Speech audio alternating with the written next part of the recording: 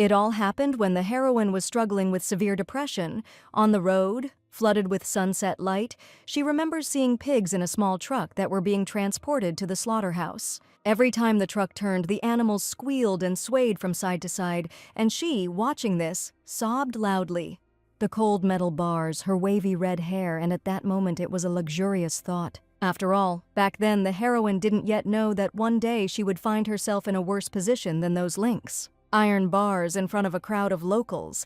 Perhaps she was crying out of pity for the pigs, or maybe because of the villain in the novel who was too pathetic. This story is about a villain named Haley, a girl from the novel who was too unhappy and her life was extremely sad. When the locals saw her being carried away in a cage, they shouted loudly for the villainess to die quickly or simply burn in hell. The cries that the girl should disappear from this world forever and die in Marin Castle filled the heroine with real horror.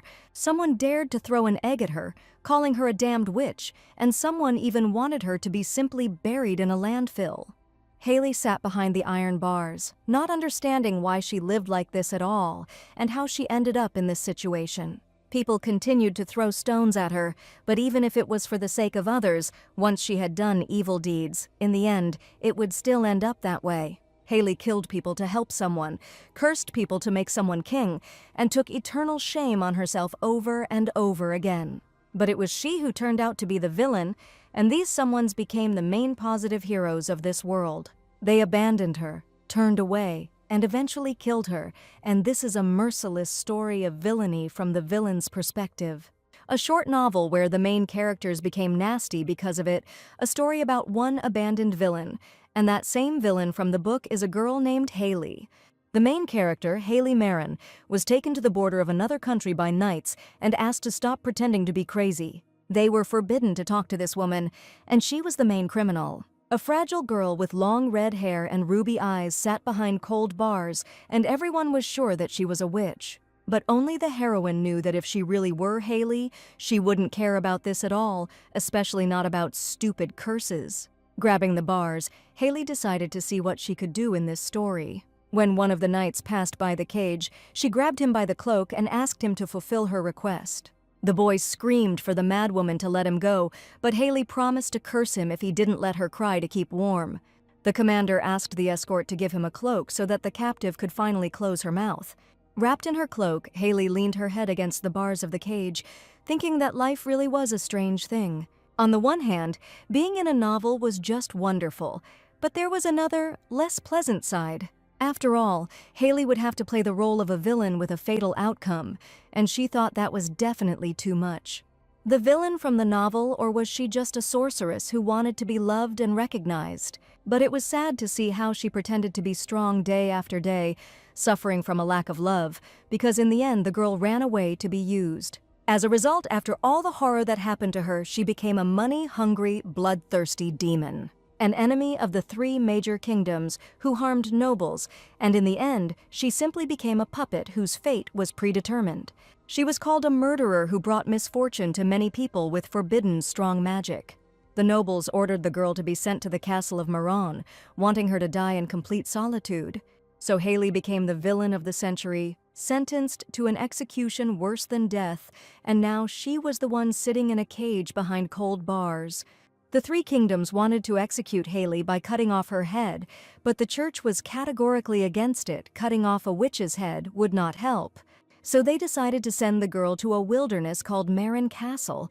Those lands were infected with magic, and everyone wanted to force her to breathe the infected air so that she would become a wandering corpse, forgetting who she was. Those who are inconvenient to kill directly are left alone with death in this very castle of Maron. Haley loudly asked the commander what the name of the two-letter kingdom was that had a king who had recently died. She wanted him to say that the man had not died because of her fault, but the commander was sure that the witch's tricks would not work and that they were under the protection of the church. Haley asked for money. They said she had made a fortune, but in fact, she herself did not know where she hid the money, and besides, the heroine still had to die.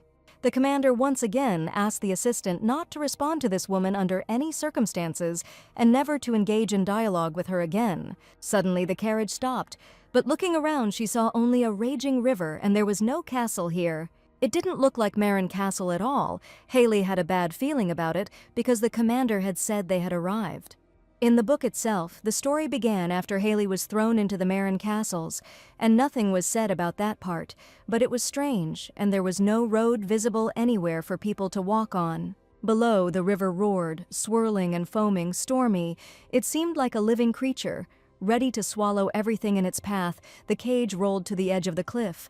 Finally, the commander asked the witch to repent on the cursed land until her last breath. As the cage fell off the cliff, fear paralyzed Haley. She knew her chances of surviving in that water were slim. She was abandoned like an unnecessary thing, like a broken toy, cruelty, a chilling sentence, and only the roar of the river became louder, closer. At the last moment, Haley managed to take a breath, and now she was already flying down into the abyss, the wind whistling in her ears, and the river was inexorably approaching. She tried to catch a glimpse of the faces of her tormentors, but saw only malicious grins and indifferent eyes. Impact! The freezing water was seething in a powerful stream. Haley fought with the current with panic, trying to survive. The storm raged inside and outside, but somewhere deep in the girl's soul a spark of hope smoldered. Haley couldn't breathe, and it was all terribly painful, and the heroine didn't understand how she could survive at all, having gotten into this novel. But she was still alive and ready to fight, her hands wrapped around the wet tree roots. She had to cling to something, even if death awaited her. Then she was ready to die, holding on to the roots. She managed to grab onto the roots and saw the cage falling into the turbulent waters, but the water became transparent and the darkness gradually disappeared. Haley didn't know if she was being sucked into the current. She was starting to panic, but at that moment someone's hand grabbed her fragile wrist. Somehow she found herself on the bank of a raging river, and she could only feel panic taking over her entire body. Haley didn't understand what had just happened, and it felt like she had absorbed the darkness of the turbulent waters. But Haley was permanently deprived of mana, and she could no longer use her magic, but in any case, the girl survived, and someone's voice was heard nearby. Lying on the shore, she looked with frightened eyes at the little man with green hair, who became indignant. The girl roughly grabbed him by the hair. The little hero asked how he had even stayed alive and who that girl was, since she had somehow purified him. This little boy with green hair the color of mud asked if the girl really came here for the feeling, which means that others can survive too. She saw a strange creature in front of her and did not understand anything of what he was saying. And those very roots of the trees turned out to be not trees at all, but the hair of this little magical man. It didn't matter at all. The main thing was that Haley was still alive. The little hero's name was Dryad, but the lady couldn't answer any of his questions. As it turned out, somehow Haley herself pulled out and healed the little wizard who was dying in the poisoned lake. It is quite possible that the little man meant absorbing magic, and the heroine somehow miraculously managed to do this. Haley decided that since she had become a savior, perhaps the little man would help her in return and take her to Marin Castle. The Dryad said that in order to get to the Baron's estate, one must make one's way through the contaminated land for half a day. A mountainous terrain awaits her, and there is not a single road along which a person can pass. The Dryad knew one road well, so he gladly agreed to accompany his savior. However, the girls managed to save him from dying from infection, but while he was speaking, Haley seemed to doze off and felt very weak. Everything was quite strange and surprising. The little man just felt someone's gaze on him. A small, evil creature with glowing red eyes stopped right in front of the heroes, growling throughout the forest. And in horror, Dryad realized that there were corpses at every step, and monsters were jumping out from everywhere. The terrible monster rushed straight at the little man, and the Dryad screamed that he did not want to die at all. He closed his little eyes, not believing it, because he had just been cleansed, and now a terrible death awaited him. As soon as the evil creature jumped on Haley, it immediately turned into a cute white rabbit. The monster was purified by touching the girl's body, which means that not only it, but also other infected creatures can be purified by Haley's power. The little rabbit, who had been a monster a few seconds ago, was sitting right in front of the heroine, and Dryad couldn't understand who this girl was and how this was possible. The Dryad's survival instinct, having returned from the brink of death, led to one conclusion: Haley possesses powerful magic. All this time, the girl slept from exhaustion, not suspecting what was happening here, and everything was too suspicious. The Dryad understood one thing: in order to live to the end of his days, he had to be next to this man. As soon as Haley opened her eyes, Dryad revealed that she had just turned a creepy monster into a rabbit. The girl was indignant. While she was unconscious, the Dryad was nearby and turned out to be faithful, but it turned out that he simply could not go anywhere without her. The forest was teeming with creepy monsters, Haley noticed suspiciously, but fresh green grass appeared in the place where she lay. It's strange. The grass should be pressed by the body, but it looks fragrant, and besides, the Dryad, whom she was simply holding, also purified himself. Haley realized that maybe if she touched other creatures, her magical powers would break the terrible curse. Having touched the tree, the girl was very happy, because sensations were possible with a simple touch, and the body itself absorbed magic upon contact. Haley screamed with joy, knowing that the heroine must have some special, incredible ability. There are no settlers without abilities, and Dryad was surprised. Haley was clearly a person with unheard of magic. He asked if the girl was really an important person, both there and outside, and how she got into the affair in the first place. Haley wasn't exactly important, just a little famous, and she said she'd done too many terrible things. She also said that she was supposed to be executed, but she managed to escape, and Dryad realized that this girl was a criminal. Haley Marin turned out to be the villain from the novel he was reading, which means that, having inhabited this body, she must forever hide on this earth.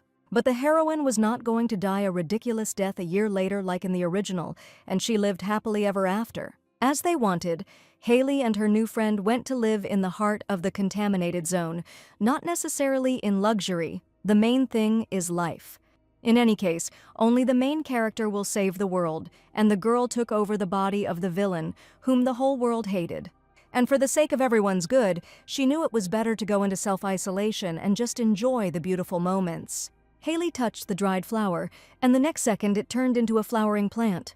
She suggested that her new friend explore the paths and clean the plants, but Dryad called the girl a reckless person, and she might run out of strength before she arrived. The heroes understood that staying overnight in a forest teeming with monsters was definitely not a very good idea. There was still half a day left to go, and Dryad suggested first getting to the Baron's castle, settling in there, and then starting the experience. So, having gone through a long and difficult path in the terrible forest, the heroes finally managed to reach their goal. Finally, Haley stepped onto the paved path, which meant they had reached their destination, to the place where they would now live, the terrible and frightening castle of Moran. Haley was happy. They managed to get there before sunset, and they definitely wouldn't have to spend the night in the scary forest. The Dryad was only thinking about how to get inside as quickly as possible, because the air suddenly made his stomach churn. Haley carefully opened the castle doors, deciding to go inside, but at that moment the heroes met a local resident. It was a huge, sinister mandrake, which flew out of the doors of the gloomy castle with screams and whistles. There was pure magic here, incomparable to the outside environment, and perhaps that was why Taraja was drooling and being capricious. Once inside the castle, Haley knew that this place would become a refuge in the future, and she was going to cleanse Marin Castle with an incredible ability. Haley was serious about creating a comfortable place for herself to live in exile until her death, and a year later she succeeded. Green plants were fragrant around the castle, and the heroine, together with her faithful assistant, was watering the beds. They managed to grow a potato crop, and Haley knew that dwelling on the past and being angry would ruin tomorrow. Perhaps for 100-year-old Taraja, a person's life is too short, which is why he could do such stupid things. The lady carefully watered the flowers, and looking at one bush, she could not believe her eyes, because the flowers really had blossomed.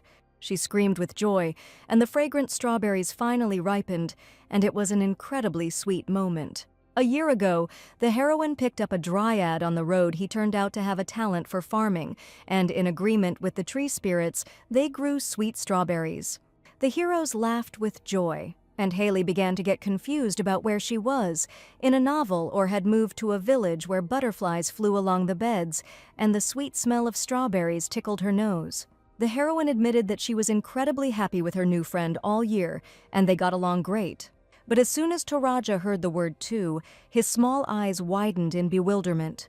He asked the lady not to speak like that under any circumstances, and was probably simply offended by human speech. There was one fact that the heroine discovered during the year of cleaning Marin Castle. What she was doing was more like obesity than cleansing. The real Haley was a girl with beautiful scarlet hair, like a full-bodied rose, but when she cleansed the pollution, her hair became black as coal. The heroine often wondered if the original Haley also ate magic instead of food to survive. Through daily efforts, she was able to restore the backyard and stone wall, but now she had to walk to the pollution boundary to get her fill. And it's not for nothing that in the past the heroine completed mobile farming games to the end, thanks to her stubbornness and persistence. In that sense, it would be nice if another elf showed up. Taraja was good at farming, but this time she needed someone who was good at cleaning and cooking. Suddenly, Haley heard a strange sound, but in this huge estate, she knew that she was alone. Apart from her, there are only polluted plants and monsters here, as well as a bunch of walking dead. As she walked through the forest, Haley noticed in horror that a terrifying zombie, which she had never seen before, was following her right on her heels. The girl screamed, "This is her territory, and the monster should go away." But the young man grabbed her hand. The magic of purification began to shine around the lady, but the evil dead man whispered where Haley Marin was. The dead man's face appeared right next to the heroine, and he confessed that he had come to kill this woman. But the next words he spoke were incredibly strange, and the zombie spoke of the woman who destroyed his family. At that moment, Haley finally realized who was standing in front of her. It was one of the main characters in the novel. It was this young man who hated Haley with all his soul, and he was the one who would ultimately kill the girl. This young man's name was Reichardt Winter, but as soon as he touched the girl, he fell to the ground unconscious. And Haley looked in surprise at the hero, who for some reason fainted right here. The young man could not be left alone. Certain death awaited him, and the lady had to drag him through the forest straight to the castle. She was angry, all because of little Taraja, because thanks to him she learned that she could cleanse the land and came across this young man. Finally, Haley dragged it and put it on the grass, but it was strange, it acts differently, but for some reason the original did not change. The boy was not dead yet, although he looked like he would die soon, and apparently it was only a matter of time before he turned into a real corpse. In the past, this young man cursed the heroine, the one who trampled his heart and betrayed his love. He wanted her to feel the weight of guilt, and the tears shed for her sake would make the girl regret and suffer forever.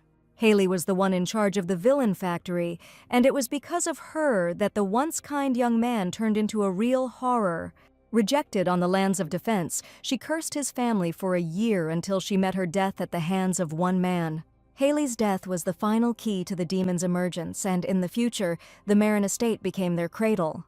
The demons born from Haley's anger, sadness, and fear escaped from the infected zone and began to commit all sorts of atrocities. The main character and the 4 men who were in love with her united to destroy them, and that was the main plot of the story. And the one who killed that very Haley then left the Marin estate, losing his human form. There was Reichardt Winter, who later joined the main character's group.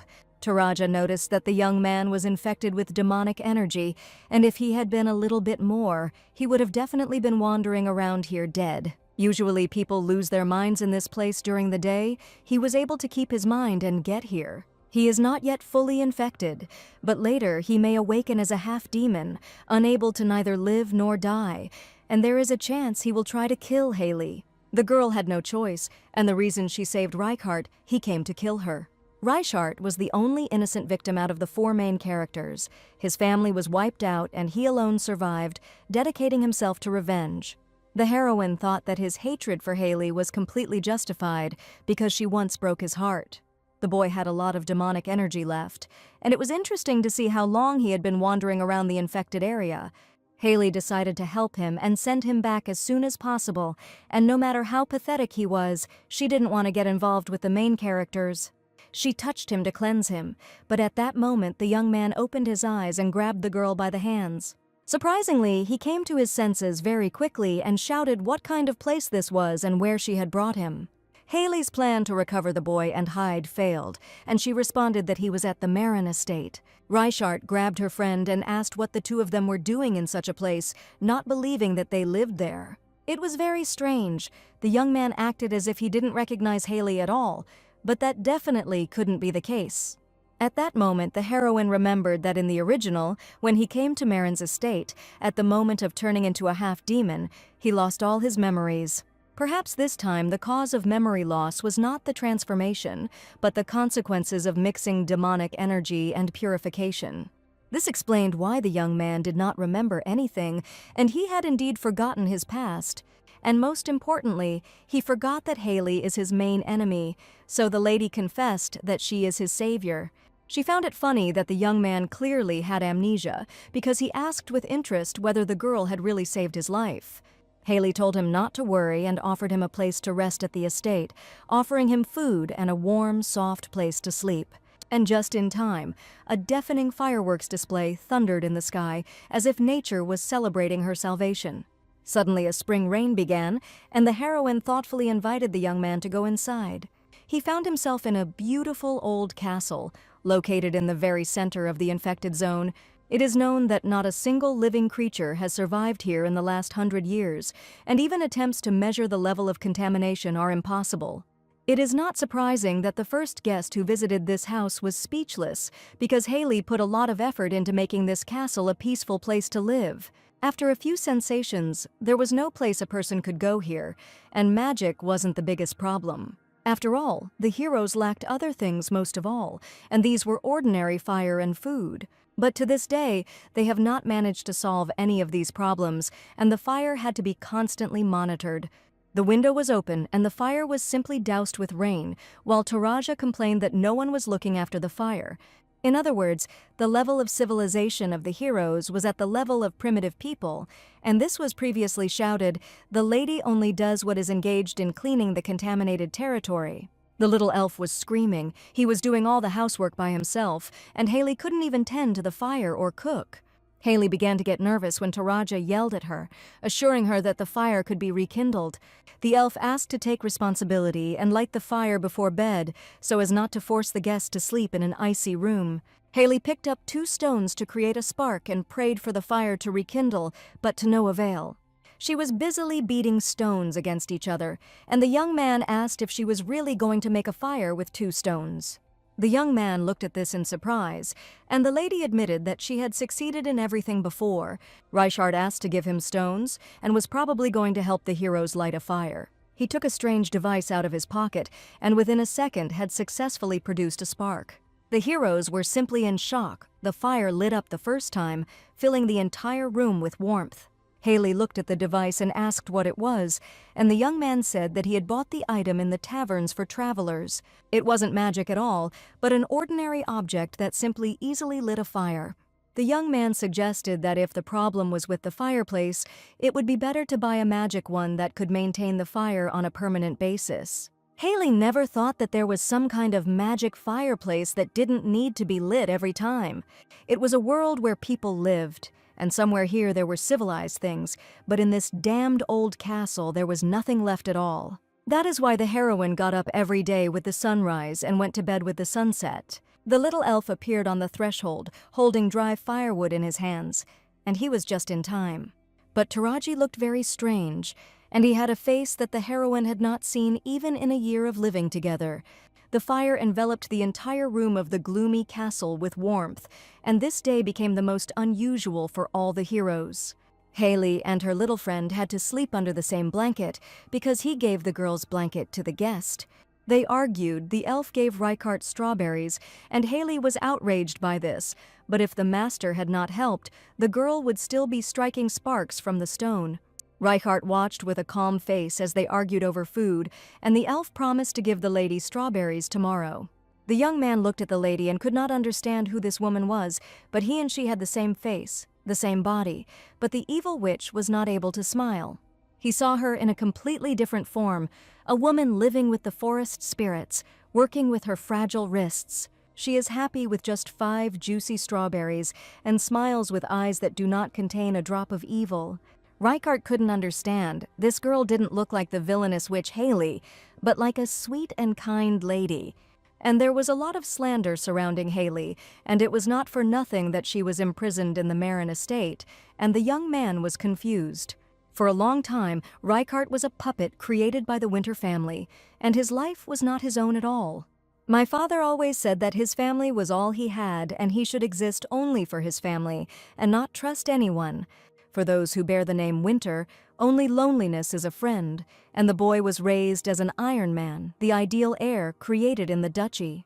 The father always insisted that the boy should be driven by the interests of the family, and this is how young Reichardt was raised. In order not to tarnish the family name, he was forced to be perfect, and emotions were called the lot of the weak. Winter's heir had no need for emotions, and the boy was taught that he should never know doubt. The young heir of Winter was never supposed to doubt his powers, and he does not show his emotions to anyone. So, the boy is related to the most ideal heir, whom the head of the family wanted. I don't know what he wants, living the way the family wanted. But that didn't change even when the Winter clan was completely destroyed and Reichardt was left alone. Before his death, the father asked for revenge for the untimely death of his relatives and brothers from the very same witch who destroyed their family. Revenge was his duty. It was not grief or loss that moved the young man. It was duty and responsibility that moved him. For the sake of revenge, he was even ready to die, just to take revenge on the evil witch Haley. But the winner did not even grant him an honorable death, and for some reason left the young man alive. Then Haley admitted that the young man must live so that she would not forget what she had done on this earth. It seemed to Reichardt that the girl felt guilty, and this was definitely hypocrisy for someone who had destroyed an entire clan. And he couldn't believe that she had finally gotten what she wanted, but the witch knew that Reichardt would never understand her. After that, he tried again and again, failed, and with each failure the sense of duty and revenge faded, and one day all that was left was curiosity. It's funny, but being fixated on an object and place, for the first time in his life he wanted to get to know another person, and unexpected news came a few days later. The evil sorceress Haley did kill King Holt and was captured by the Crown Prince and exiled to Marin Castle. Reichardt couldn't believe that the Crown Prince had really caught some witch, and what's more, he calmly sent the link. The last fate of the woman whom it seemed nothing could kill was exile, and Reichardt's struggle ended in meaninglessness. At first he even tried to forget her and move on, changed his name, profession, environment, in order to forget his family and live a normal life. A day passed, a month, one day a year passed, and at one point Reichardt finally understood something. He had absolutely nothing left, and life without calling Haley seemed meaningless to him. The young man, created to be the heir of the family, one day had nothing left of himself. One day he realized that there was only one choice. He had to finish the unavenged revenge and find the witch. One dark evening, Reichardt went to Marin Castle to kill Haley and then die himself. But he had thought so before, and now, finding himself in the castle, he was chopping wood early in the morning, offering to help the lady. Haley thoughtfully offered him a sweet strawberry, and in return he offered her a piece of jerky. It had been a whole day since he had been here, and he still hadn't taken his eyes off her for a minute, suspecting that Haley was a cunning sorceress who had lost her mana and was deceiving him. But the more he watched, the clearer one thing became. Haley Marin had lost her memory, and she was living with no common sense at all. After all this, the young man understood that he could not consider this woman an object of revenge, and that one could not judge an innocent person by the mistakes of the past. For Reichardt, the purpose of life had disappeared without a trace, as if this person had never existed, and the young man wondered what he should do now. But in order to sort out this confusion in his head, he decided to observe later and realized that he had to see everything himself. Perhaps this will be a great chance to understand what is going on in Reichardt's heart and whether he needs this revenge. He was wrong when he called Haley a villain. He saw a kind and sweet girl in front of him. The appearance of Reichardt brought huge changes to the lives of the heroes, just like the god from myths brought fire to people. He fed the lady delicious meat marinated in sweet sauce, and the sweetness they tasted for the first time in the land of sinners seemed like a revolution in their mouths. It felt like a sin, and after tasting the forbidden fruit, Haley might never be able to return to her past life again. The lady declared that she had no more strength to endure it, and that civilization had to be brought into the new life. The little elf and the young man exchanged glances. The lady's statement was too unexpected. Haley tried to find out which road the young man had taken, but he insisted that he had arrived alone, without companions. The elf insisted. The man was found in an uncontaminated state. If they could clear a shortcut, it would be possible to get out to the city. Reichardt showed a map with a mark indicating the place where the heroes now live. The lady refused to believe in his amnesia, and grabbing the card in her hand, asked him to give it to her. If the heroes had seeds, they could farm, but there is almost nothing left here, and they need to go to town to buy wheat seeds. Haley seemed out of sorts today, and she insisted that it wasn't the most important thing for her and the elf right now. She turned the map in front of her eyes and soon realized that she understood absolutely nothing and did not know how to read maps. The elf didn't understand what good a map was if she couldn't read it, but Reichardt could read maps. The young man also admitted that he knew how to ride horses and drive a cart, but he had never done it before. He laughed and asked how much the lady was going to buy to fill the whole cart. Haley glared at the boy. He laughed and probably thought he could do anything. Castle Marin has generally maintained a policy of isolation, but the heroes have decided to accept a little help from outsiders, and it's time for civilization. Together with Reichardt, she decided to go to the city, and the elf was worried that people would be careful on the way. He asked her not to pick up anything from the ground for food, to help anyone, and not to follow anyone else. The boy asked the girl to hurry up while she continued to argue with the little Taraja. As she followed the gentleman, she did not understand that he had almost died just a day ago, but he still continued to be reckless. Haley noticed from their first meeting that the boy had too wide a stride, and trying to catch up with him, she twisted her ankle.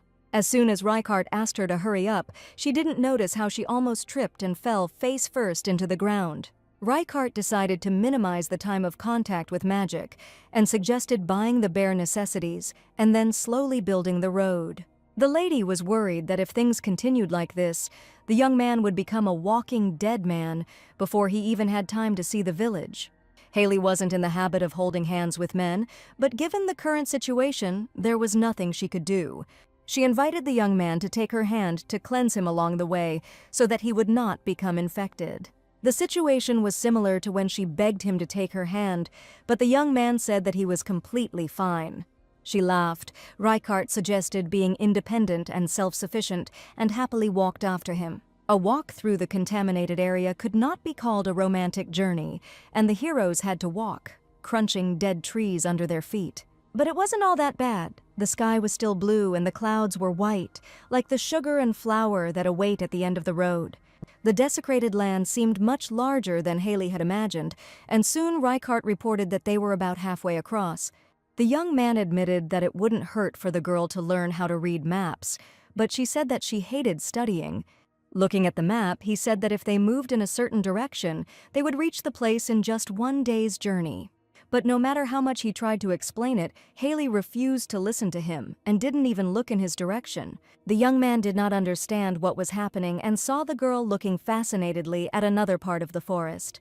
She stopped dead in her tracks, looking at the raging river that had caught her attention. The Black Lake was clearly visible from the Marin Castle, and the heroine always sat in the castle, and for the first time she saw the lake so close. Before it was corrupted by magic, it was a beautiful place, a sparkling pearl, but now the forest and lake were gloomy, and demonic energy had swallowed up all the light. Haley knew it would take forever to absorb the thick energy in this state, but maybe someday she would be able to return the lake to its azure hue. Looking at the black, gloomy water, the lady asked with a smile if she would ever be able to make this place beautiful. The heroine dreamed of living a peaceful and quiet life, raising a farm near the castle, and the beautiful lake would fit perfectly into this landscape. She saw how every morning the birds would sing in the forest, like in the fairy tale about Snow White, and she would gallop along the shore of the lake on a snow-white horse. Reichardt considered her words complete nonsense, and he did not at all treat her as his savior. The young man was surprised. Haley said that she had forgotten everything, but he did not understand how she could be so sure of what she wanted and what she dreamed of. He didn't have such confidence and such desires, and he didn't understand where the girl, the villain, got so much good hope from. The heroes left Marin Castle 3 days ago. After the endless mountains, they came across a wide road, and every day they encountered the defiled. Pale skin, dark energy that seemed to flow through them, empty gray eyes like a zombie. They were mostly traitors, criminals rejected by the 3 kingdoms or the Order.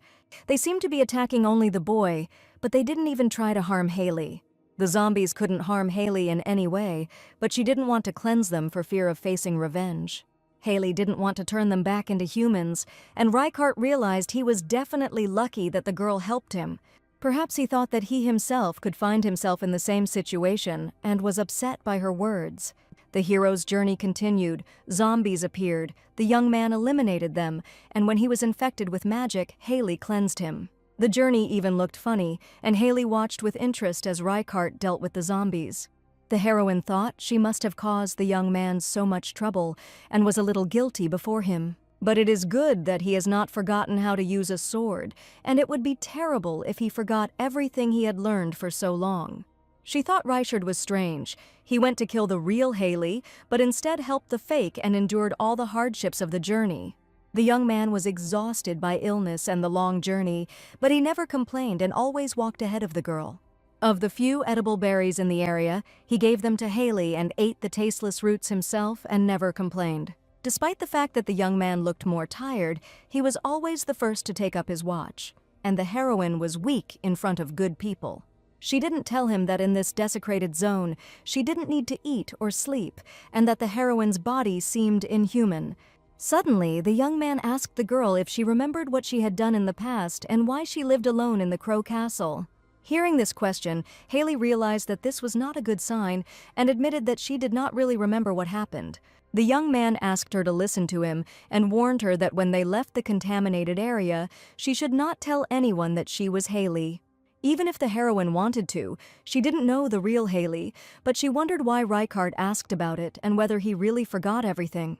To begin with, she decided to play along with him and told him that when she woke up, she was in a cage and was immediately thrown into a gorge. Haley explained that she had been trying her best to survive and get to the castle, and in response asked if Reichardt remembered who he really was. The young man said that he was the heir of Duke Winter, but now everyone was dead and nothing was left of his family. His name is on the wanted list that people distributed, and the heroine was surprised. He probably remembered everything. After the heroes entered the desecrated zone, everything became a little confused, and the young man could no longer explain why he came here, risking his life. He was beginning to think that what he believed so firmly might be a lie, and his memory had indeed faded slightly. Suddenly, in the middle of his words, Reichardt lowered his head, and the lady noticed that something was wrong with him. During the journey, the young man became heavily infected and simply waited for the heroine to cleanse him, without saying a word. But even in self-sacrifice, there must be a measure if it were a little elf. He would have turned everything upside down long ago. Haley took the young man's hand and just prayed that he would be cleansed and healed soon.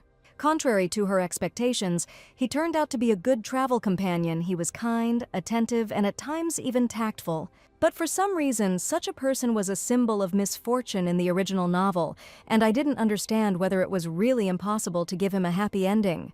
The young man snored sweetly in his sleep, and the girl felt incredibly sorry for his kind heart. It's good that she noticed it before it was too late.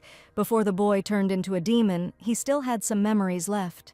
Haley was glad she was able to clear him and wanted him to find his way to a happy life. Reichardt was supposed to confess his love to the main character and rise high thanks to his swordsmanship and rule the world. Only Haley wanted him to forget about playing a tragic male character suffering from hopelessness. In the morning, the heroes continued their journey. They almost arrived and saw a sign, and they had to cross the line. Just beyond the line will be the manufacturing city of Selbon, which was the main target. The landscape did not look particularly urban, and the heroine saw a small village in front of her, which must surely have a forge. Reichardt warned the girl that she must introduce herself as his sister, and under no circumstances give her name. The heroes had to be careful before buying anything, and the young man thoughtfully offered them a snack. They went into the nearest tavern, and the lady presented the heroes with a delicious, aromatic chicken. Haley even started drooling because she hadn't seen such civilized food in a long time in isolation. The young man confessed that the girl had been hungry for a long time and asked to prepare something easily digestible. The lady carefully served a large piece of spiced meat in a hot stew, and Haley's mouth kept watering. Vegetables and meat carefully cooked, this broth was simply divine, and the heroine tried to savor every piece. The young man decided to get something else and asked the girl not to rush because she had not eaten such delicious food for a long time. Reichardt stated that it would be more convenient for him to do some things alone, but warned that when they returned to the castle, the lady would begin to study. Haley felt that everything was going according to plan, and she told Reichardt that she couldn't read. But in fact, during this damned year, she mastered all the letters, and her fingerprints remained on every book in Marin Castle. There was only one reason why she lied, and suddenly someone asked where the girl's boyfriend was. Haley was outraged that it was not her boyfriend, but the lady from the tavern who offered the girl to try a delicious dessert.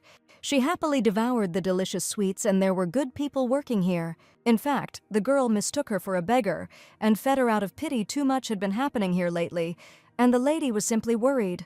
But Haley decided to clear the air. She had no money problems at all, and rather, she was very rich.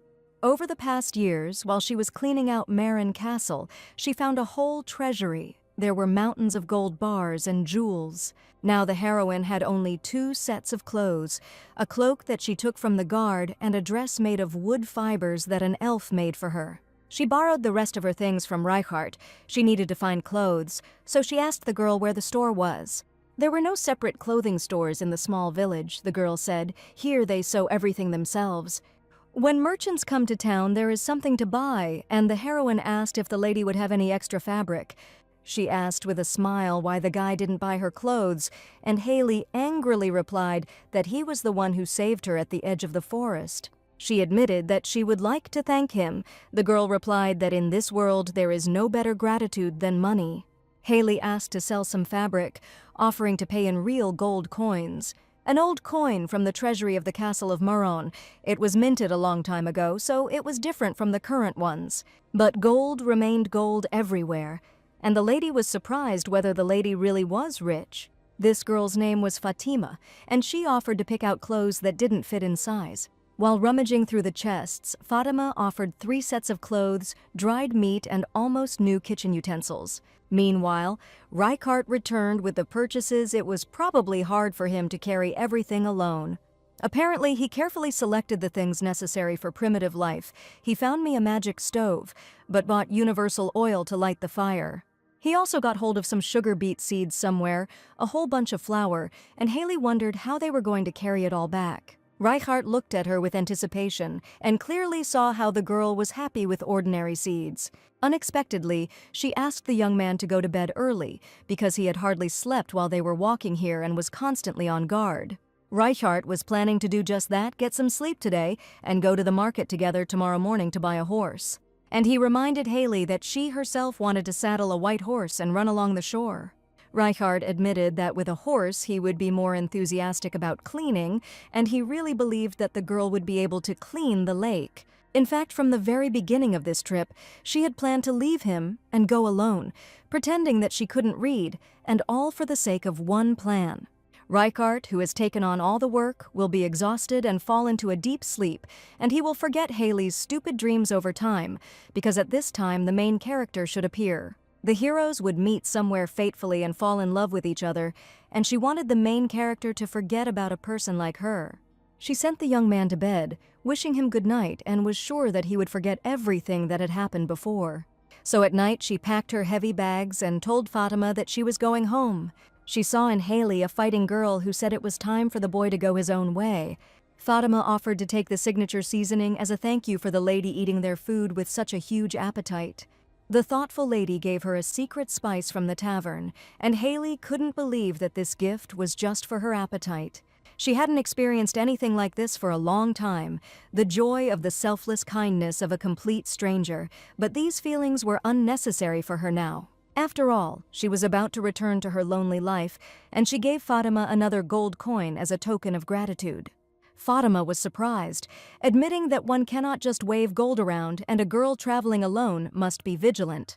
Fatima was afraid that bad people might take away the money, and even ordinary people seeing gold might desire it. The heroine followed Fatima's advice, and an overwhelming feeling of fullness filled her empty heart. Perhaps Fatima would not have been so kind if she had found out that she was the same Haley from the rumors, and it is unlikely that she would have worried about her. Taking the heavy suitcase in her hands, Haley decided that she needed to quickly return to the little elf who couldn't stand being alone.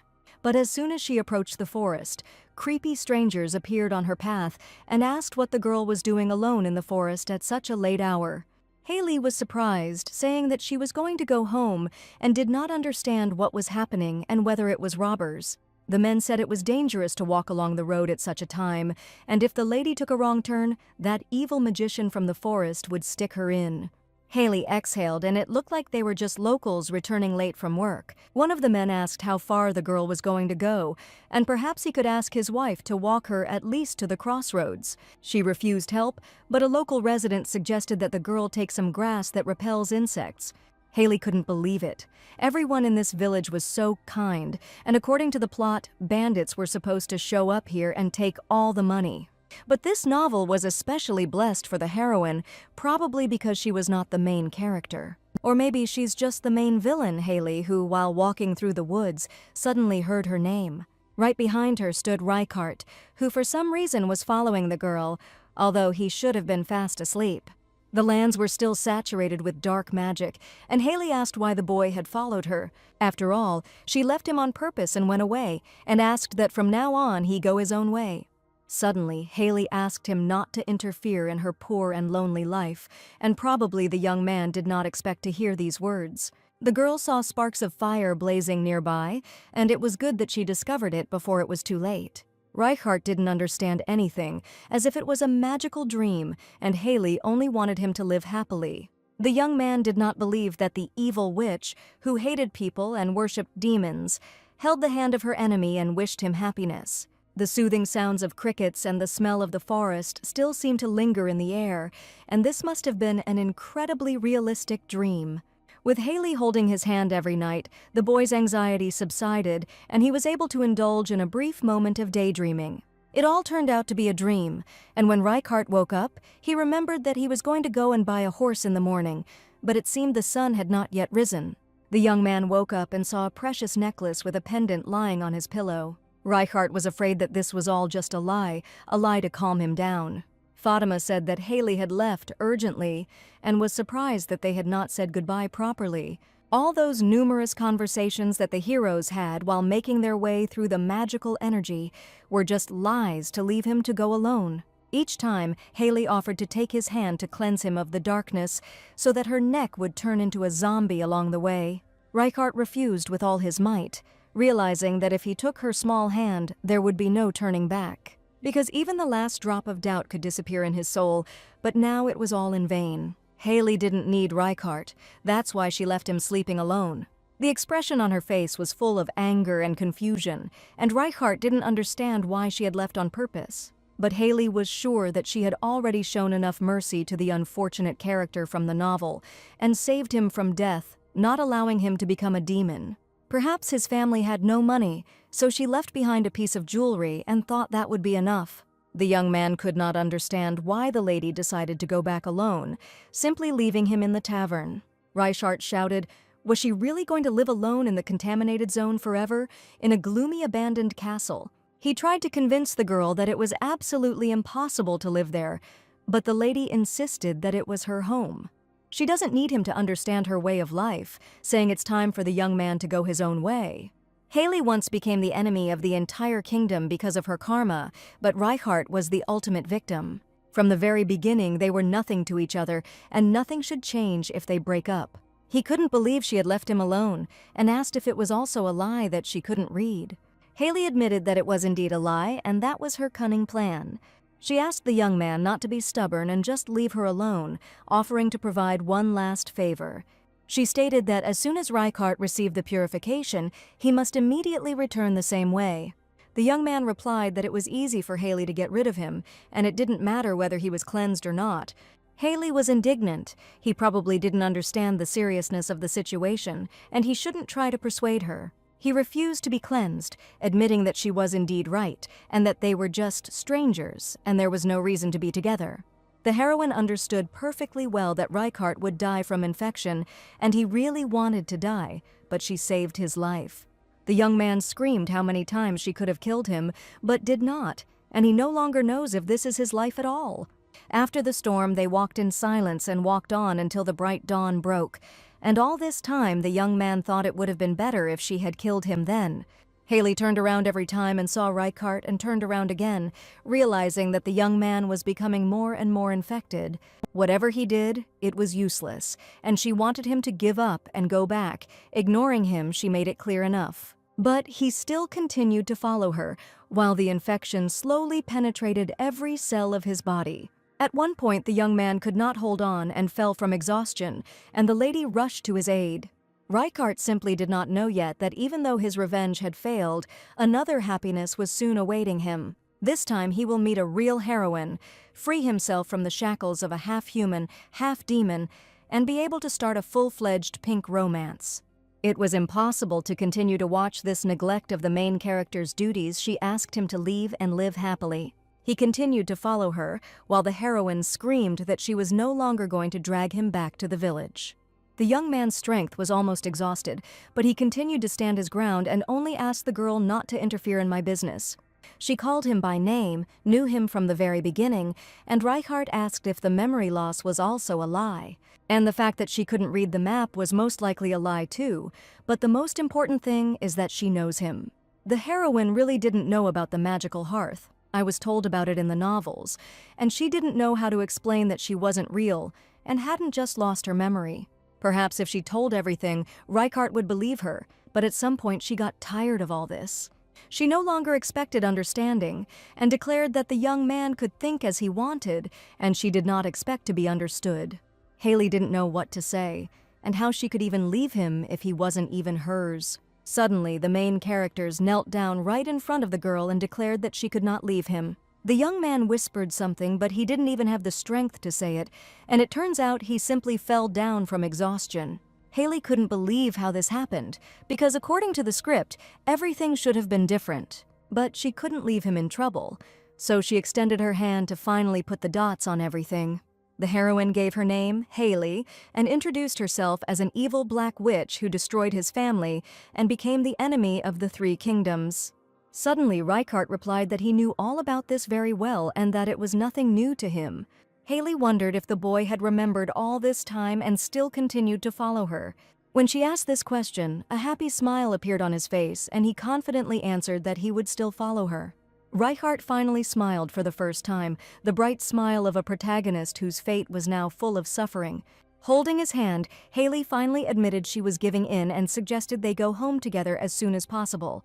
In a village on the northeastern edge of the kingdom of Kasnathura, strange events were taking place that day. They say that soldiers were sent to the border of the contaminated lands, and the locals were surprised at how many years no one cared.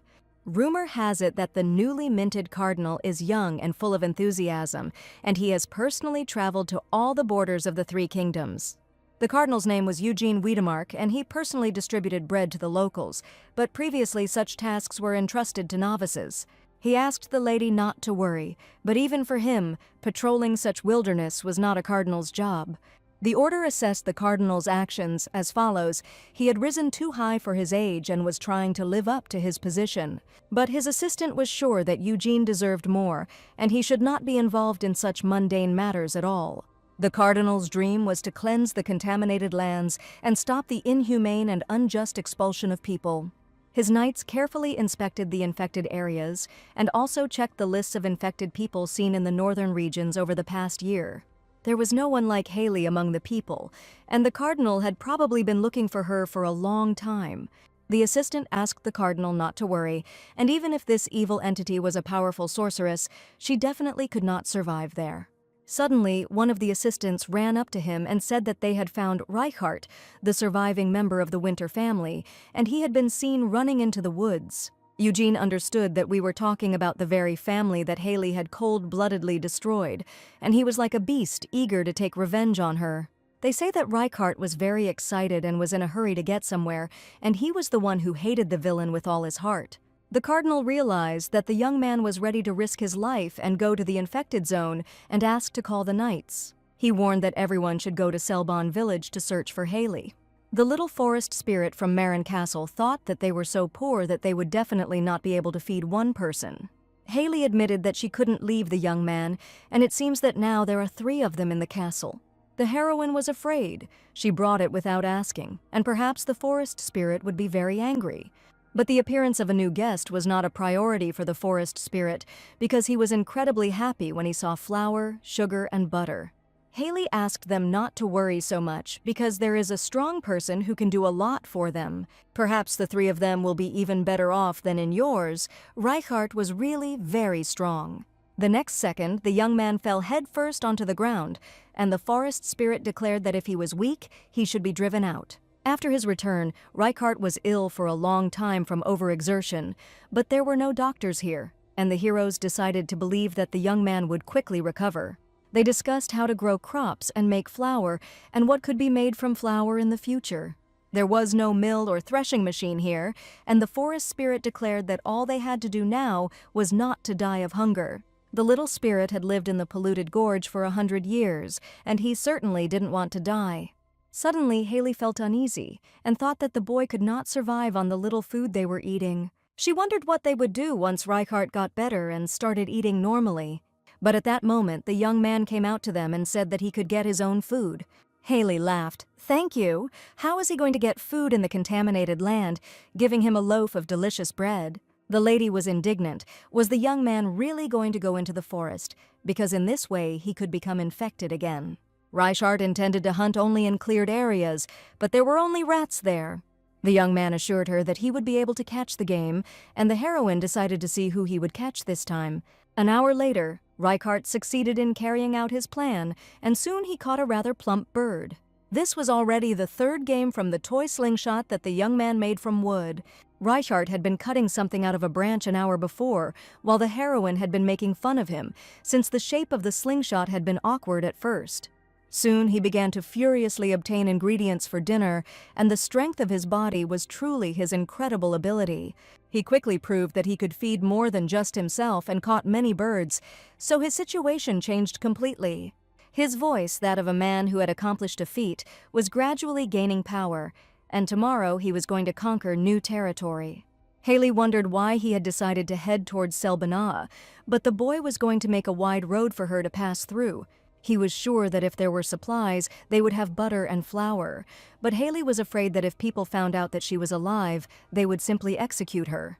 She reminded Reichardt that she had been declared an enemy of the three kingdoms, and everyone believed that she had been dead for a long time. And if even one living soul finds out about her existence, they will once again gather to execute her.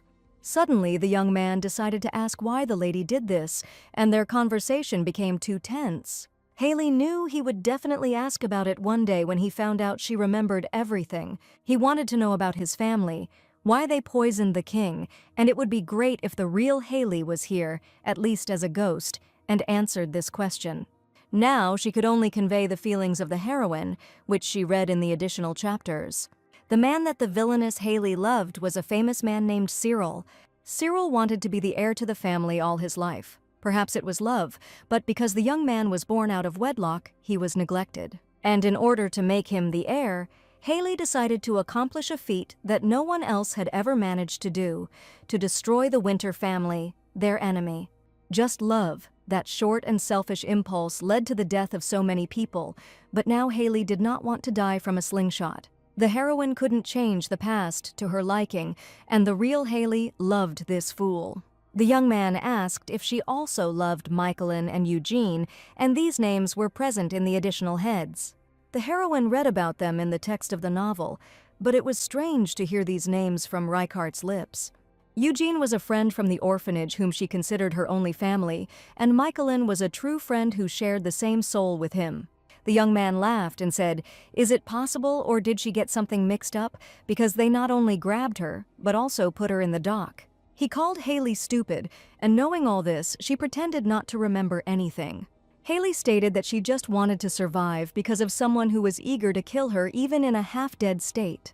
She asked why the young man pretended to have lost his memory, came to kill her, and then became kind.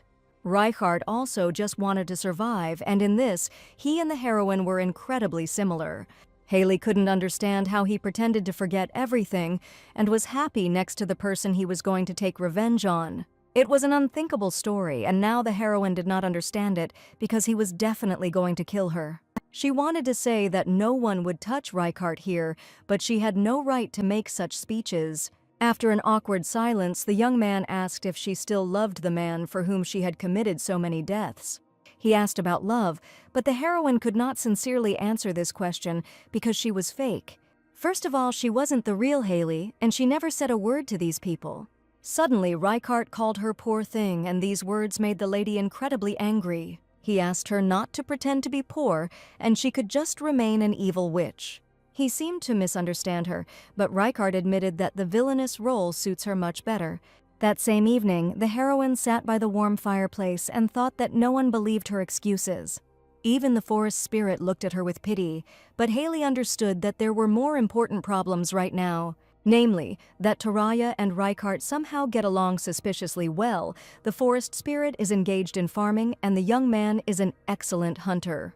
The heroine understood that if things continued like this, she would be the only parasite in this castle. If she had some down-to-earth skills, she could be more useful. The next second, the heroine was incredibly scared because a huge moth appeared right above the fireplace. It looked like a common moth, but the insect was the size of a bird, and she met its wings with her gaze. Older comrades in the army told me about a fairy they saw, but this moth was an ordinary insect. Haley decided to go to sleep in another room even though it was colder there, just to avoid meeting the moth. But a huge moth was flying straight towards her, and a bad feeling appeared which never deceived her. A loud scream was heard in the castle, and Haley was screaming in fear for Taraja's help. The forest spirit, along with Reichardt, immediately came to the rescue, asking what had just happened. Right under the ceiling of the room, a blue magic ball was flying, and inside it was that very same moth. The heroine admitted that it was she who caught the insect, but most of all she was surprised, because it seemed that she had raised her level. It was about purification, and the girl's magical powers became much greater than they were just a day ago. After meeting the moth, her abilities rapidly increased. Now Haley could absorb magical energy even without direct contact with the infected area. Now she could clear a much larger area than before, and it felt like she was doing something unreal. The real magic had not yet begun, and upon entering the contaminated land, she decided to show how she could now extract magical energy. Now the magic was moving like her arms and legs. It looked powerful, and Haley looked like a real demon. Reichardt asked if the girl had any other abilities. She still had one more new function. She saw a spider on a tree, and it was the one she needed, and the forest spirit asked if she was going to clean the insects. Wandering through infected areas, you often encounter creatures that have absorbed magical energies. These are creatures that have lost their vitality. This spider no longer spun webs or hunted, but if it was injected with a high concentration of magical energy, its jaw would grow as long as a fang. Haley directed her magic at the spider, and in an instant it was resurrected and transformed into another creature. The forest spirit was surprised because the lady really was the master of demons and could resurrect the infected. Perhaps it would work on animals and humans too, and theoretically, it was possible. Reichardt offered to strengthen his body so that he could move around the contaminated area without fear of dying. Haley said that this was too much, and the boy definitely shouldn't become a demon just to go to the store. The forest spirit asked what about those who are not quite human, and he was probably talking about the infected. After all, if these people also become demons, like that spider, they will live and not die. There really was something in this unexpected thought. Dryad was right, and there were many innocent victims in this forest. Haley didn't understand, because this forest is mostly where criminals are thrown, and how can you tell who is innocent and who is a murderer? No one had the opportunity to get consent. Perhaps someone wanted the person to die, and did not have the right to do so. But Reichardt insisted that these people would definitely want to live, even like this, because every person strives to survive. Probably Reichardt now associated these people with himself, because he also did everything for the sake of survival. The forest spirit declared that it was enough to discuss human nature and dignity, and most importantly, they needed to continue living in the castle. In any case, Haley's growth was always a good thing, and he suggested that they discuss everything in the castle and continue the cleaning. Thanks to the intervention of the forest spirit, the conversation was ended, but doubts still remained.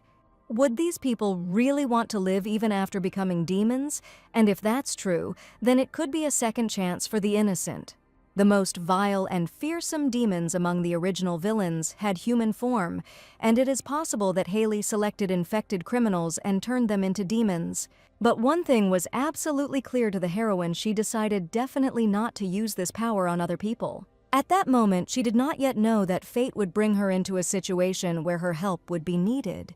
Not an hour had passed before her resolve and determination were again put to terrible tests. On the way to the castle, they met zombies, but suddenly Haley asked them not to kill them. She recognized them as the same woodcutters from the village of Selbon, but they had been fine last week.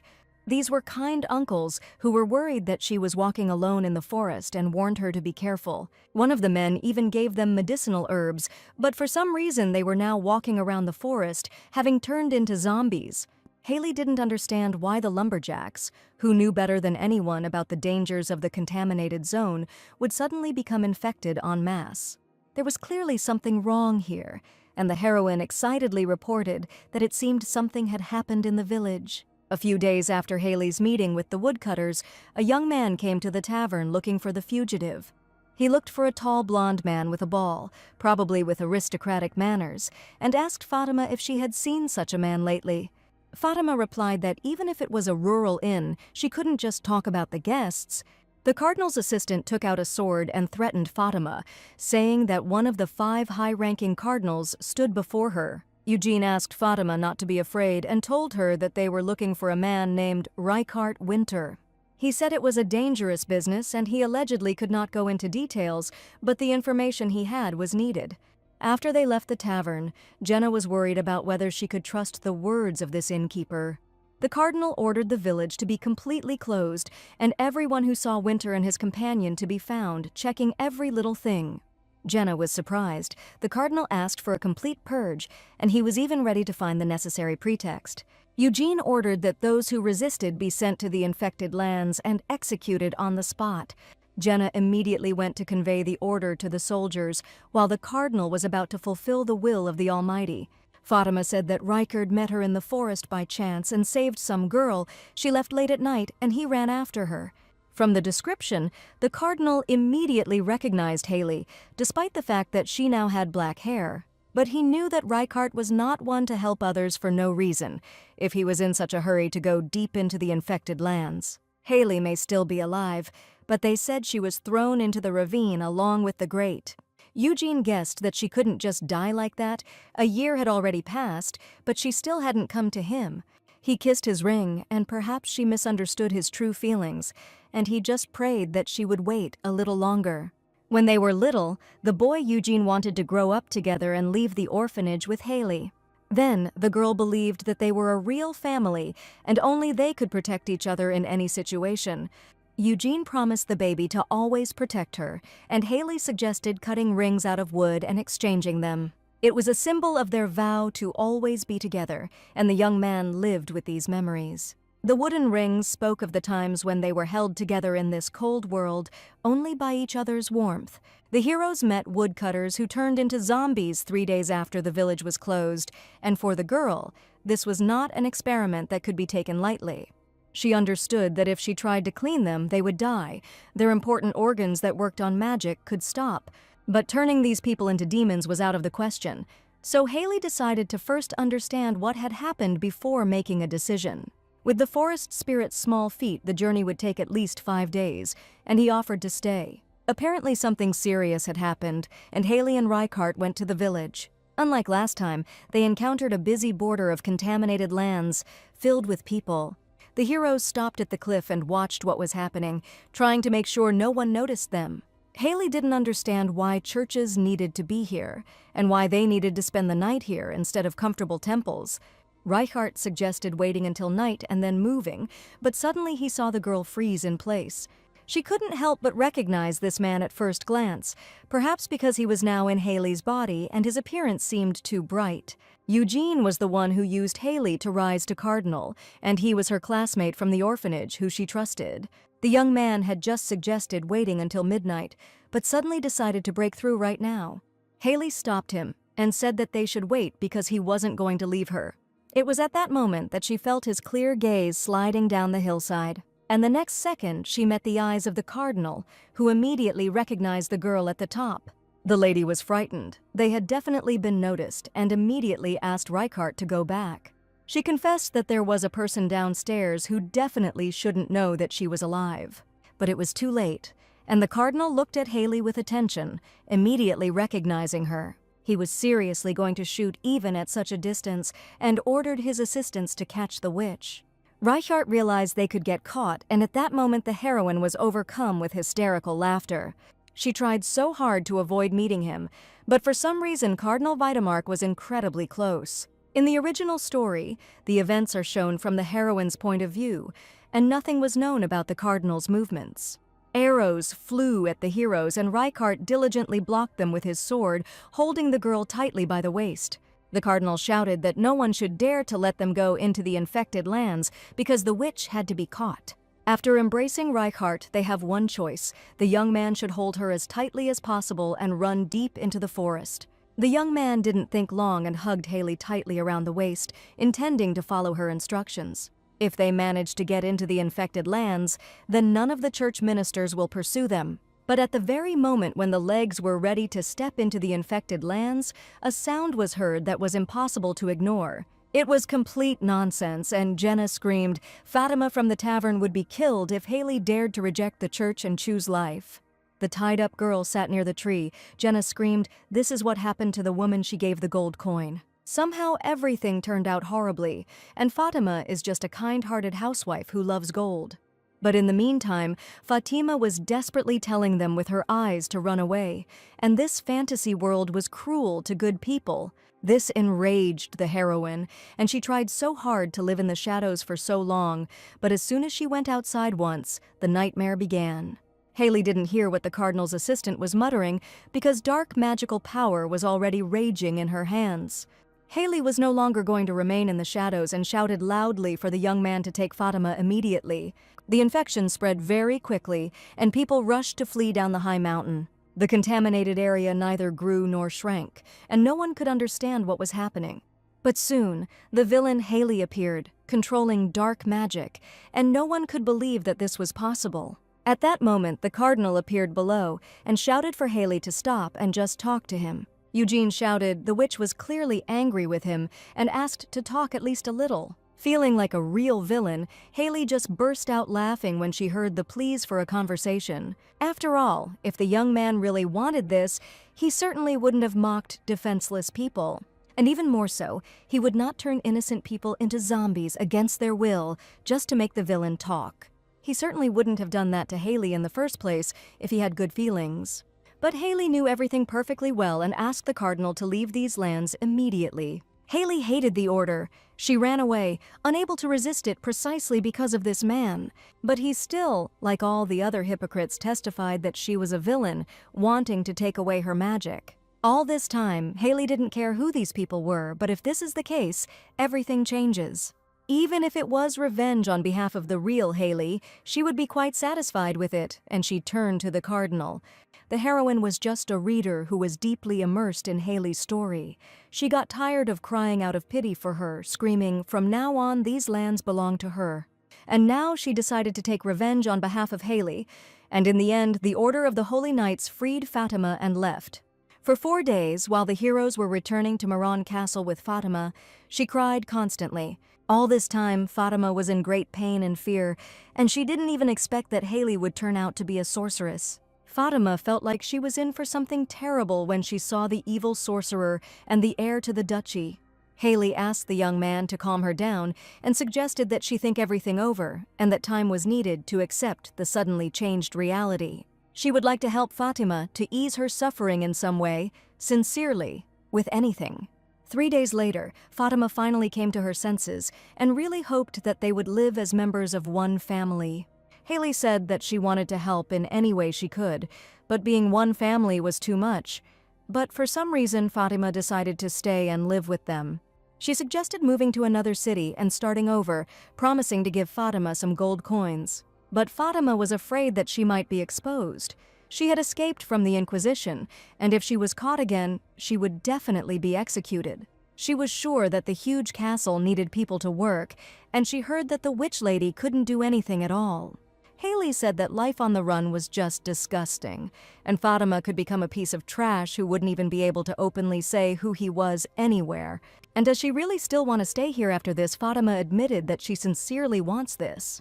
Her house was no longer there, her shop was gone, her hometown was gone, and it was very scary to start all over again in an unfamiliar place. Haley didn't even think about it. Fatima lived alone, but still she was with neighbors in her village. The lady was not very interested in worldly affairs, so she had no idea who Haley was. But she knew only one thing: the girl had saved her life, and she had militantly defended her territory.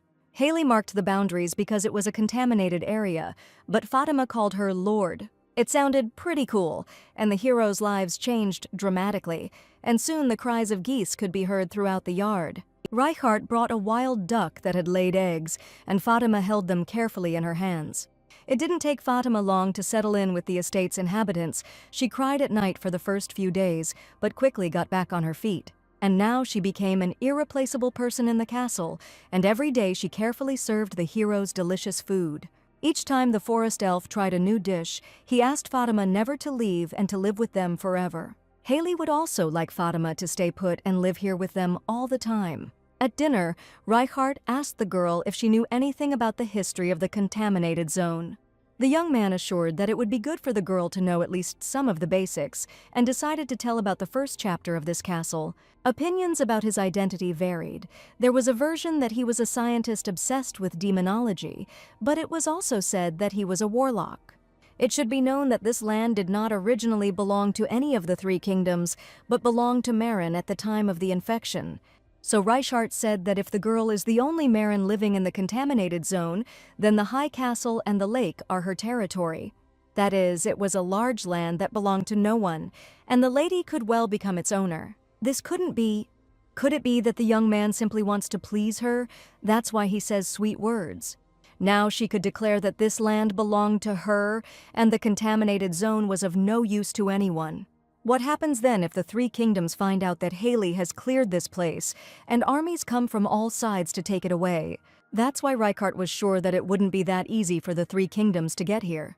If you think about it, in the original there were three kingdoms at war with each other: the kingdom of Holt, Neva, and Kasnathura. Three kingdoms of roughly equal military power in the original were constantly watching each other and plotting. And as soon as one tried to stick his nose in, the other two would definitely get angry, and to prevent this, the kingdoms made an agreement. Since the contaminated zone is Maran's private property, no one can claim ownership. And this is even certified by the church, and there are definitely no fools who would want to be the first to break the agreement. In fact, the heroine survived only thanks to this land and the cruel rules of the church. Thanks to this wonderful help, she now even received a title and lands that she never even dreamed of. Haley thought about it and realized that she was now a full-fledged marquise who did not have a single peasant on her lands. Haley laughed and told the forest spirit that she had one peasant, and that was Taraja. And Reichardt was a full-fledged soldier who fought militantly against zombies and demons. Fatima laughed, admitting that in that case she was a full-fledged cook, and as expected, Fatima had ambitions. The heroine's mood immediately changed when she thought that the lands here now belonged only to her. And from a life in exile, where it was necessary to survive in limited conditions, the life of a manager now began. The situation hadn't changed, but the feeling was completely different, as if the game had acquired a new meaning. Reichardt said that in old aristocratic families, when the previous head dies or retires, the heir gathers the vassals and declares himself head of the family. Although this was an old custom, in old families this ritual was obligatory. Haley loudly declared that she was ready to say something important, and Fatima began to listen attentively to the future lord. Taraja was sure the girl should be ashamed, but Haley was indignant these lands had not fallen from the sky to her. Here, only she bore the full name of Maron, and the lady confidently declared that from that day on she would become the sole heir of the Marquise Maron. Summer had arrived, blanketing the land in the warmth of the early season, and Marin Castle was bustling with life. Fatima commanded the ducks until the Marquise understood why she was doing this, because ducks definitely do not understand human speech. Reichardt went to gather protein for the diet, and the forest spirit Taraja worked hard to restore the garden beds. The forest spirit watered the planted potatoes every day with special care and rejoiced at each new day. At times, he even resembled a Joseon-era mother-in-law who talked to her potatoes. The light breeze was pleasantly refreshing, and the sun was incredibly warm during the first days of summer. In the heroine's hand was clutching the last piece of fragrant bread, baked from the remains of flour. Now the heroes must make a choice, either to return to the ascetic life of hermits, or risk their peace and go out into the world for provisions, and naturally all the heroes chose the second option. They say that the situation between the countries is tense now, but this was even to the heroes' advantage, and thanks to this, no one will even show their nose here. The less people from the state of Holt appeared in these forests, the less chance there was that they would be recognized. Following the clash in Selbon, the Kingdom of Holt has strengthened its border security in the infected area. According to Reichardt, who went on reconnaissance, the story of the witch Haley has already spread throughout the country. Filled with great insight, he led the knights to stop the evil plans, but unfortunately many died in the process. And now people infected with dark magic turned into zombies and walked across the infected land, deprived of peace. That's how it sounded, but in reality it was all set up by the order to cover up the interrogations of the villagers. On the way, the heroes met two walking dead heads, and Reichardt asked Fatima to check if there were any familiar faces among them. It seemed that these were not Selbon residents, and the zombies were dressed in clothes that were 100 years old. Now their death could be attributed to natural causes, but Haley asked Reichardt not to touch them and decided to drive them away. In addition to the food problem, the heroes have another difficult task: how to distinguish real criminals from those who have been slandered. Finally, the heroes arrived in the city of Grandis, telling the guards that the lady's husband had cheated on her and fled here with his mistress. Fatima pointed to Haley, saying that the lady couldn't stand it and came to catch him personally. The guard admitted that this man was the most shameless person in the world, and the lady was an unhappy girl. The heroes used the pride of this country as a proven method, and even the main character of the original used it. But only Haley looked like a real aristocrat, and the guard asked who the young man who came with them was. This is exactly what Haley was afraid of, because if there was anyone among them who looked like an aristocrat, it was definitely not her. Reichardt hugged the girl, and Fatima declared that this was the mistress's new lover, since she had decided to divorce her husband. In the Empire, one could only remarry after a divorce, and Fatima assured the guard that they needed to check everything. It looked like a real soap opera, and even the heroine herself would not have thought of acting like that. The guard confirmed that in order to marry a second time, one must first get divorced, and suggested that the heroes enter the city. He wished the lady a safe journey, and wished that she would definitely catch her impudent husband. Everything went just fine, and it was most likely a victory of spontaneity and Fatima's acting skills. The noisy crowd, the bustling city of Grandis, and every step along these streets spurred the desire to spend. The streets echoed with the sound of hammers from the workshops, and a sweet aroma was everywhere. Unplanned expenses were the ones that pulled the wallet out of the pocket, and none of the heroes could resist the temptation. The city sold rare products that were not found in the towns and villages, and they attracted attention. And so, unnoticed, a beautiful evening arrived, and the heroes decided to stay at the best hotel. Reichardt had not been seen for a long time, but suddenly someone in the corridor shouted loudly for a doctor. Everyone came running to see what was happening, and right in the yard, the wounded men asked for a doctor to be brought. The young man screamed they were bitten by wolves in the forest, and loudly asked the locals for help. No one could believe that the hunters had been bitten by animals, but the locals' looks were too dismissive. Everyone knew it was definitely complete nonsense and asked the vile liars to get lost. Fatima couldn't believe it. A man was dying, and the locals were behaving like this, and everyone hated the people from Holt. Haley was a little upset why it had to happen here and now, and she actually knew why Neva was so angry at Holt. The local earl's wife loved to sell the skins of snow animals to the border town of Holt on the edge of the kingdom. But one day, when he was caught cheating and was on the verge of divorce, he hired hunters to get as many snow animals as possible for his wife. When they were promised mountains of gold, the hunters immediately invaded the foreign country, becoming poachers and destroying many animals.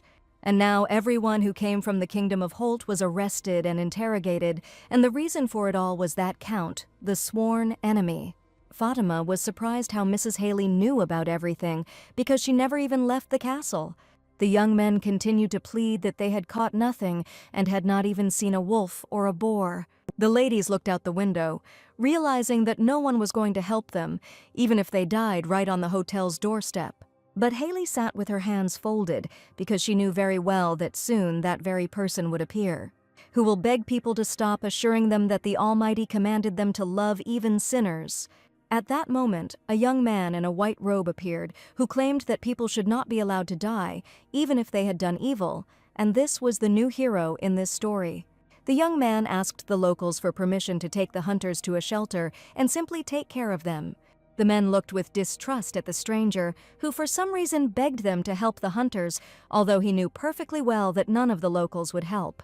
Fatima saw the young man's angelic character, as befits a servant. He tried to protect the innocent, and she dreamed that there would be such a person in their village too. But Haley destroyed her magical ideas in a second, and this young man was not a priest at all, but a real killer. Haley knew what kind of man this was, Rango the snow beast, the ultimate killer, raised by wolves, and he was really just going to kill the poachers tonight. Once upon a time, there lived a boy named Rango. He was abandoned at such a young age. He did not remember the faces of his parents, and he grew up in the arms of a white wolf. It may not have seemed wild to the human eye, but the memories of running through the snowy mountains with the wolves were the best of his childhood.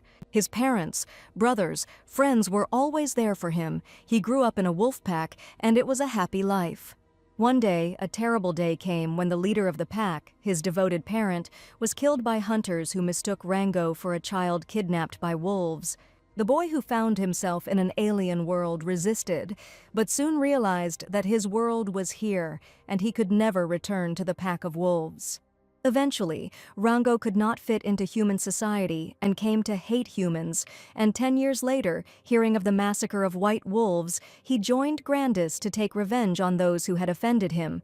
It was quite natural, and that was the story of the novel, but it had nothing to do with Haley. One day, Rango will meet the world's favorite main character, be saved by her, defeat poachers, and gain the loyalty of a fierce snow beast.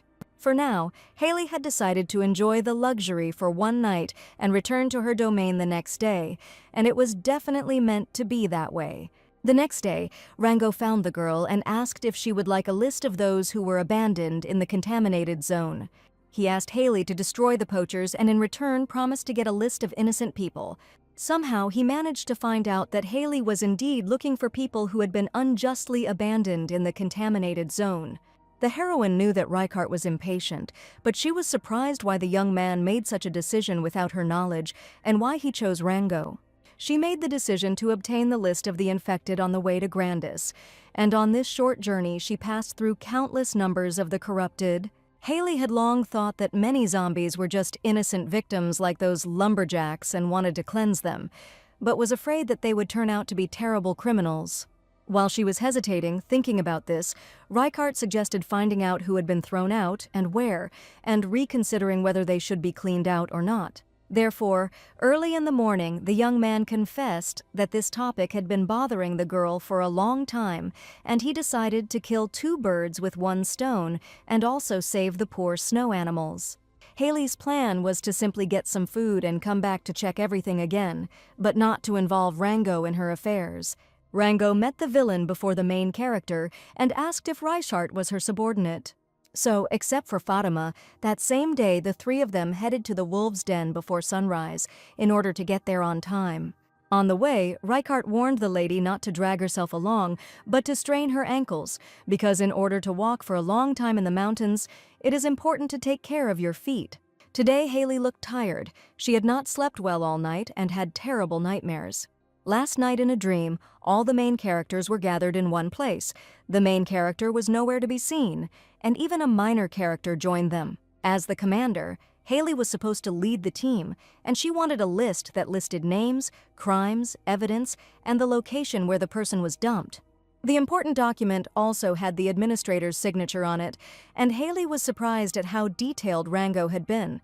Still, the heroine was tormented by doubts because it seemed to her that she was intercepting the luck of the main character, but it was unlikely that such an opportunity would arise again.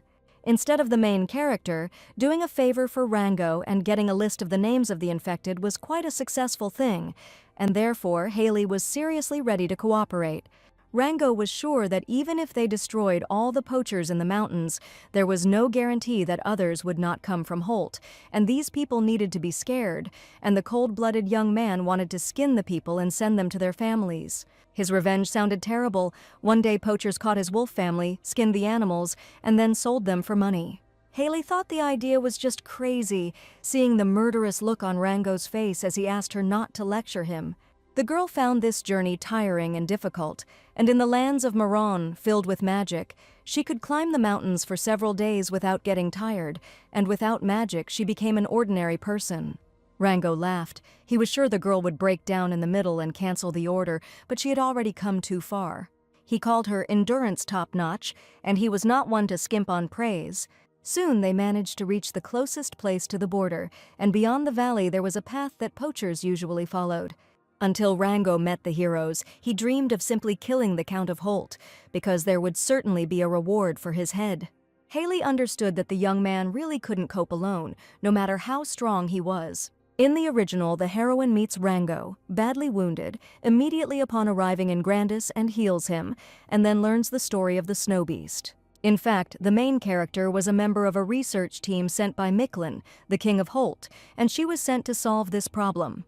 Thanks to the meeting with Rango, the heroine found out the reason for the conflict between the two kingdoms, handed the unfaithful count over to court, and made the snow beast a symbol of reconciliation. After this, Rango must reform and become a loyal priest of the order. He volunteered to serve the main character, but ultimately died as expendable material for a tragic plot twist. Haley's principle was to not tie the protagonist to him, no matter what his ending, but now the deal was already made. She asked Rykart to catch 2 poachers, not too crippled, not too old, and not too young. And now she definitely had to intervene in the story of the plot, and for the young man the matter was not at all difficult. He asked Rango not to go anywhere and to look after his mistress so that nothing happened to her. Just think, Haley had to be left alone with this dangerous guy who, according to the plot of the novel, is the villain. The young man decided to ask why the girl needed to catch the poachers, since they could not be intimidated, and they knew that they could be idle and get the skin of a snow animal. Rango hid who he was, and at the same time constantly tried to find out the plans of Haley, who was sure that life was more important than money. She asked the young man to simply watch, and in any case, if the mission had failed, he would have already killed them. Rango realized that Haley knew something about him, although he thought she was just a rich aristocratic woman. Haley laughed when he said that she looked like a common aristocrat, and aristocracy certainly wasn't something you could just get. Rango knocked the hat off the girl's head, calling it a jester's cap, which seemed like a threat, but Haley also bites if you touch her. The young man found out that the girl knew about him, and she definitely approached him specifically because she needed something. But Haley knew that the ultimate killer was sitting in front of her, a child abandoned in the mountains and raised by wolves, and he was the main villain of this novel. The young man realized that the girl knew his identity. It was suspicious, and he was sure that he couldn't stay here for long. Rango pulled out his sword, but the lady said that he shouldn't have dealt with her subordinate like that.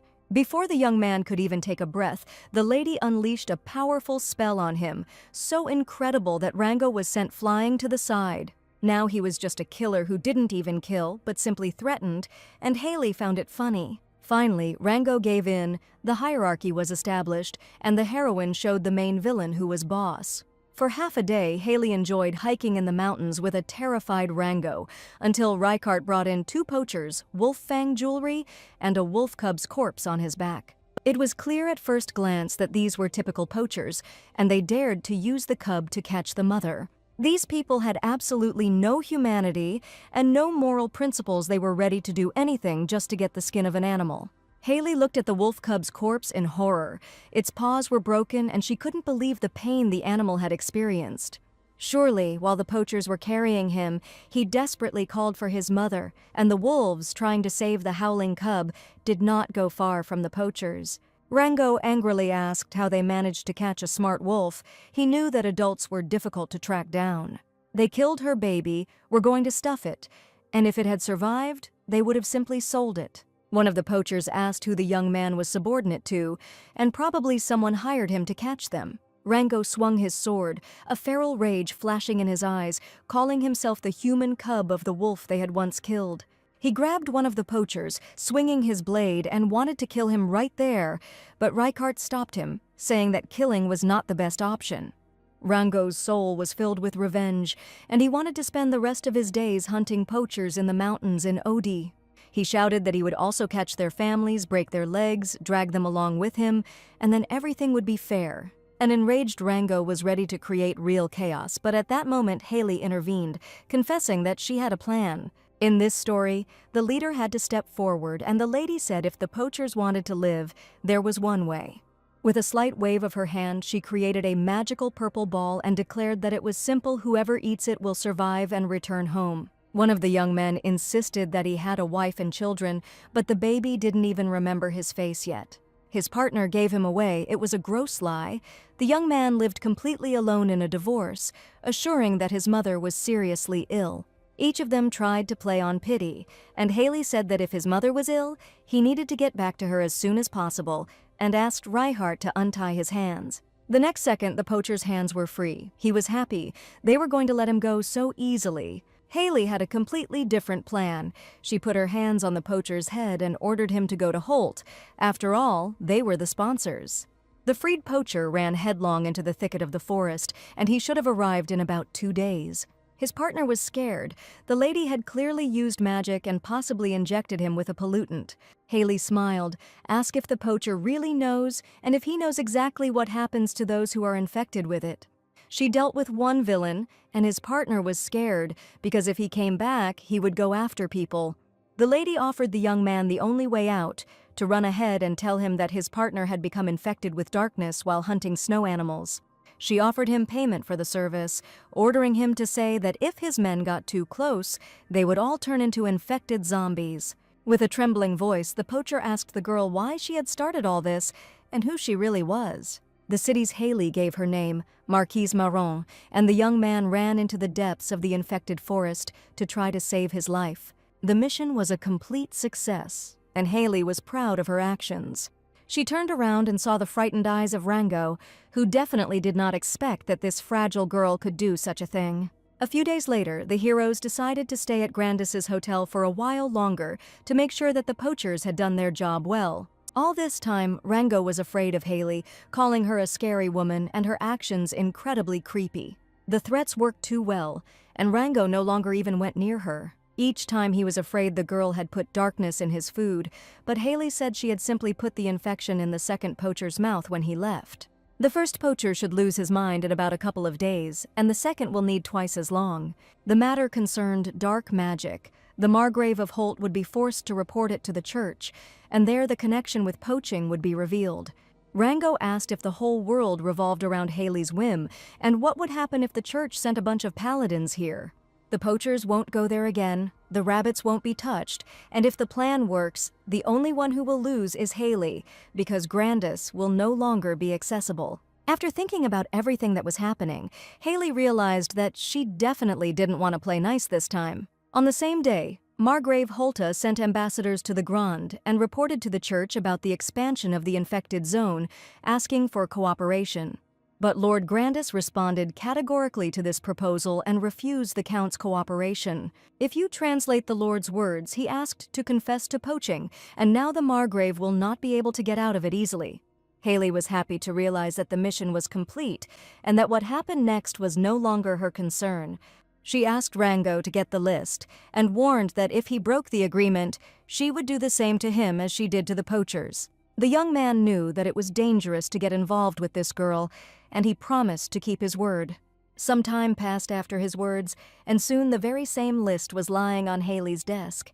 He had to infiltrate the church with his superior skills, while Haley suspected he had the list from the beginning. Even if the list is a fake, it is impossible to verify now, and we will have to take Rango's word for it. Either way, the young man did a good job getting it, and it was a great deal. She thanked Rango for his cooperation, extended her hand to him, and the young man looked at the heroine with frightened eyes. He was afraid that now she would kill him, so that he would shut up, calling Haley the most terrible woman he had seen in his life. She even assumed that the young man wanted to kill her to keep her quiet, but Rango really just wanted to secretly follow. The boy went out through the door, but the killer had to climb through the windows, and this guy seemed to have no understanding of the fantasy world. Everything was settled with Rango. Haley got a big, sturdy cart and various products that will make her life better. The heroes finished their business and left Grandis, and 3 days later they reached Marin Castle. Fatima and the little elf were incredibly happy with the fresh, tasty food, and after the storm, a rainbow finally came. Ms. Haley underwent an incredible transformation, and for the first time she appeared in a luxurious burgundy dress. Taraja called her costume a clown's costume, and Haley smiled because Fatima had chosen the gorgeous dress for her. When the elf first saw the lady in the dress, he thought that a demon doll was descending from the carriage. Fatima whispered, "Taraja better praise the lady," and she tried her best to appear beautiful. As a marchioness, Haley had absolutely no motivation to work, while Reichardt assured her that she only got in the way in the kitchen and could not even bring anything. He even suggested that the girl go somewhere, but the Marquise was outraged at how he made her work. Sure, Haley made up an excuse to run away, but it's not entirely a lie that she's actually depressed. The list of exiles sent to the infected lands came into her hands faster than she expected, and Haley wondered if she could return the infected people to normal. The human body is very fragile. The slightest mistake can lead to biological death or turn a person into a demon, like that spider. Haley felt a huge responsibility and fear of the unknown, but no one else could do it. She needed to do something, so Haley decided to get the hair-thin magical energy and to practice on her body, because magic was completely harmless to her and could not harm her human cause. At first, it was incredibly difficult for the heroine, and she tried to feel the magical magic with her fingertips. But if she didn't concentrate, the magic would constantly break or dissipate, and Haley failed many times. The heroine was stubborn and persistent, and eventually managed to create a long black thread that wrapped around a thick blood vessel and returned to her. Now Haley tried to create several thinner threads, remembering the shape stretching like a tree trunk so that she could control them freely, like her own limbs. After that day, as a result, the cleanings were concentrated until the heroine's nose started bleeding. She tried hard. And now Haley could control magic much more subtly than before, and Taraja, noticing the lady, did not understand where she was rushing to. So time passed, a sunny, warm summer came, and the little elf diligently grew the harvest. Finally, the right moment had arrived, and Haley declared that it was time for her and Reichardt to go to Selbon again. A few months after Haley's departure, a grave crime occurred in the kingdom of Grandis. The Count dared to touch the protected animals of another state, and this was an unexpected event.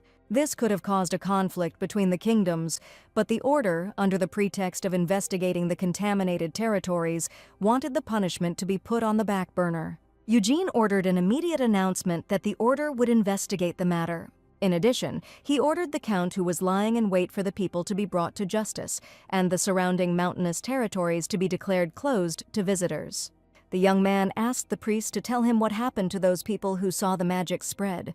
One of the church ministers realized that it was time to tell Eugene the whole truth about what had happened. The first one discovered, as soon as it returned, was completely infected and tried to attack people. It was killed by soldiers.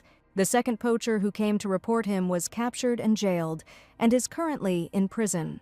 Upon hearing this, Eugene immediately declared that he needed to urgently meet with his poachers to ask them more about what had happened. He knew perfectly well that these people had definitely been in contact with Haley, and he still couldn't leave her alone.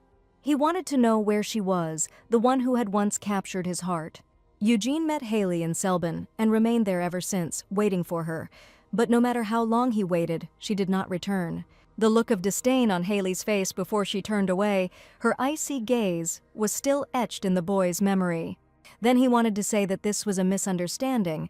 In the past, he tried to save her and joined the Order as a cardinal, only to protect her. But he couldn't understand why she was there with Reichardt, and they were clinging to each other as if they were close. Eugene knew that Reichardt had always hated Haley. He was a beast who lived only for revenge, just like him. Shortly after this, an urgent message came from the state of Neva, which was reported by Assistant Jenna. Count Holta reported that magic from the infected zone was spreading abroad, and this worried him greatly. The spread of the infected zone is a deadly problem for everyone in the border region, and Eugene is surprised how the magic has spread so quickly. This had never happened in history, except for the meeting with Haley and Selbin, which happened quite recently. He ordered 2 paladins and soldiers to be left to watch the village, and asked them to deal with the rest on their own. Soon, Rango realized that everything happened exactly as the insidious Haley said. The Count was sent to the dock, and the habitat of the snow doors to the Forbidden Zone. The guys from the Order quickly ran around, but they only managed to find a corpse. It just so happened that Rango was just leaving prison after the poacher died. Haley warned that before the second poacher died from infection, the Order might try to take him under their wing. In any case, she was a terrible woman for him, but he knew that he had to keep the client's identity a secret until the very end. The arrival of the Cardinal put the knights on alert, and the situation gradually escalated. Rango was thinking about going on a gastronomic journey, because there is a place in Holt where the food in the hotels is simply amazing. He tried to remember where it was, and realized it was definitely in the mountainous countryside, in that very village called Selbon, to which the heroes were now heading. The contaminated territory was vast, there were plenty of defiled people, and what was the likelihood of meeting again those who constantly moved in such a place? Therefore, the heroes decided to limit their search to the outskirts of Selbon and search for people for only 10 days. Luckily, the woodcutters remained in the same place where they were last seen. 3 months had already passed since the last meeting with them. Reichardt did not even hope to see them, and Haley wondered if something was keeping them in this place. The border of the contaminated area was located next to a logging site and a hill with a beautiful view of the village. Perhaps the infected remembered their homeland. Haley tried not to be nervous, assuring herself that she had trained enough. She greeted the zombie lumberjacks and believed that these good people would definitely be cleansed. All this time, the heroine was painfully wondering whether it was worth cleaning them, but her life motto was to live like a dead person. But the more she thought about it, the more she didn't like the fact that people were abandoned so cruelly. That evening, when she fled from the village, the woodcutters lay in wait for her, and if they had not been so kind that day, none of this would have happened. So now Haley was going to help these people, and she put her hands on one of the woodcutters. The magical power flared with a bright glow, and the heroine was sure that now everything would be fine. Returning the infected to their previous state was hard and painstaking work. Not a drop, not a pinch of dark energy could be missed. Haley needed to extract the dark magic from her body, repeating the sensation 3 times so as not to damage anything. It took a lot of effort for Haley to gather her thoughts, and after a couple of minutes, she finally managed to get everyone back. The zombie lumberjacks turned back into humans, and with tears in their eyes, they looked at their savior. The men cried, feeling incredible relief, and each of them had never experienced such horror in their lives. Haley really did it. She was able to bring everyone back, and tears came to her eyes from joy for the experiences of the last months. This did not last long, and the squabble continued between the woodcutters, who were trying their best to thank her. The men really wanted to thank her, even offering to feed her a delicious dinner and give her all their savings. Haley refused, assuring that from that moment on their paths diverged, and they simply helped people get out of the contaminated area. These men turned out to be incredibly kind people. They were ready to give everything to save a life. The heroine did not want to be seen by the villagers. She was going to quickly accompany them and leave before dawn, but they encountered an unexpected situation. As soon as they arrived in the village, she realized with horror that all the houses were completely empty and that something terrible had happened in Selbon. The heroes decided to inspect the houses, which had clearly been recently looked after, but it looked like the locals had simply abandoned them. It is unclear where everyone went in the middle of the night, but the Cardinal was not free enough to lock everyone up. Reichardt immediately sensed an ominous atmosphere in the village and decided to find out what was going on, asking Haley to hide nearby. With a large crowd, they could easily attract the attention of the Order, and the heroes needed to leave the village as quickly as possible. But as soon as they reached the entrance to the village, an even stranger event happened. Suddenly, she heard Reichardt's loud cry, asking Haley in a frightened voice to run as quickly as possible. She saw blood on the young man's clothes, and he was shouting loudly that it was necessary to urgently go to the contaminated zone. Reichardt quickly grabbed her hand, saying that something strange had happened in Selbon and it looked like the Order was involved. One of the knights turned into a monster, and it was because of him that the village was turned into ruins, and the knights and soldiers of the Order fought, sparing no effort. It looks like they locked everyone in the temple because they need to hide the fact that the knight from the church turned into a real monster. The monster killed the knights and absorbed their strength, becoming only stronger, and the order was completely powerless. There were people in the church. They saw how Reichardt cut off his head trying to save people. But this story did not have a happy ending. Despite the severed head, the monster rose again and chased the woodcutters and Haley. The young man could not believe why he cut off the monster's head, but the knight still remained alive. He asked the lumberjacks to run after Haley into the infected zone, and only in this way could the heroes save their lives. But most of all, Reichardt was surprised when he saw that the monster in knight's armor was holding its head, which was still in place. It was indeed a magical monster, and the young man realized that a different approach was needed in this situation. His sword burst into flame, dispersing the darkness that had enveloped the monster, and with a dull thud the blade came down, cutting off the monster's head. The dark magic that held him in this world dissipated, and only an ugly head fell to the ground, from which black liquid oozed. He heard Haley's encouraging cries behind him, even though he had ordered her to run as far away as possible.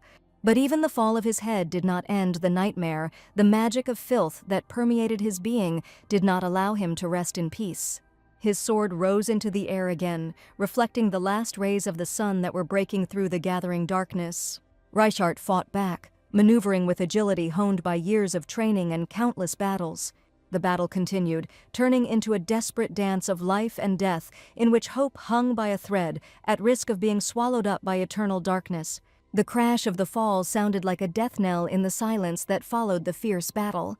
Reichardt managed to kill the monster imbued with dark magic, and the knight fell to the ground in bloody armor. He stood over his fallen enemy, watching as the last sparks of dark magic died out in the mangled armor. He hit the very heart, which was the key to victory, and the heroes stood silently over the corpse of the monster. There was demonic energy in his heart. It was incredibly abundant for an ordinary person. It was located in the heart of the knight, where the divine power that is granted at birth should flow, so the order collects children in whom it manifests and raises them from an early age. The most outstanding and powerful of them become Knights Templar, but from the heart of the knight came dark energy. After the desperate victory, Haley asked Reichardt if life in the village would become even worse because of what happened.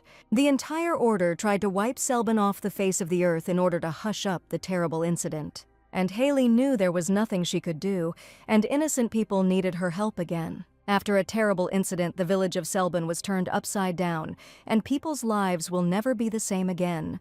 And this is not surprising.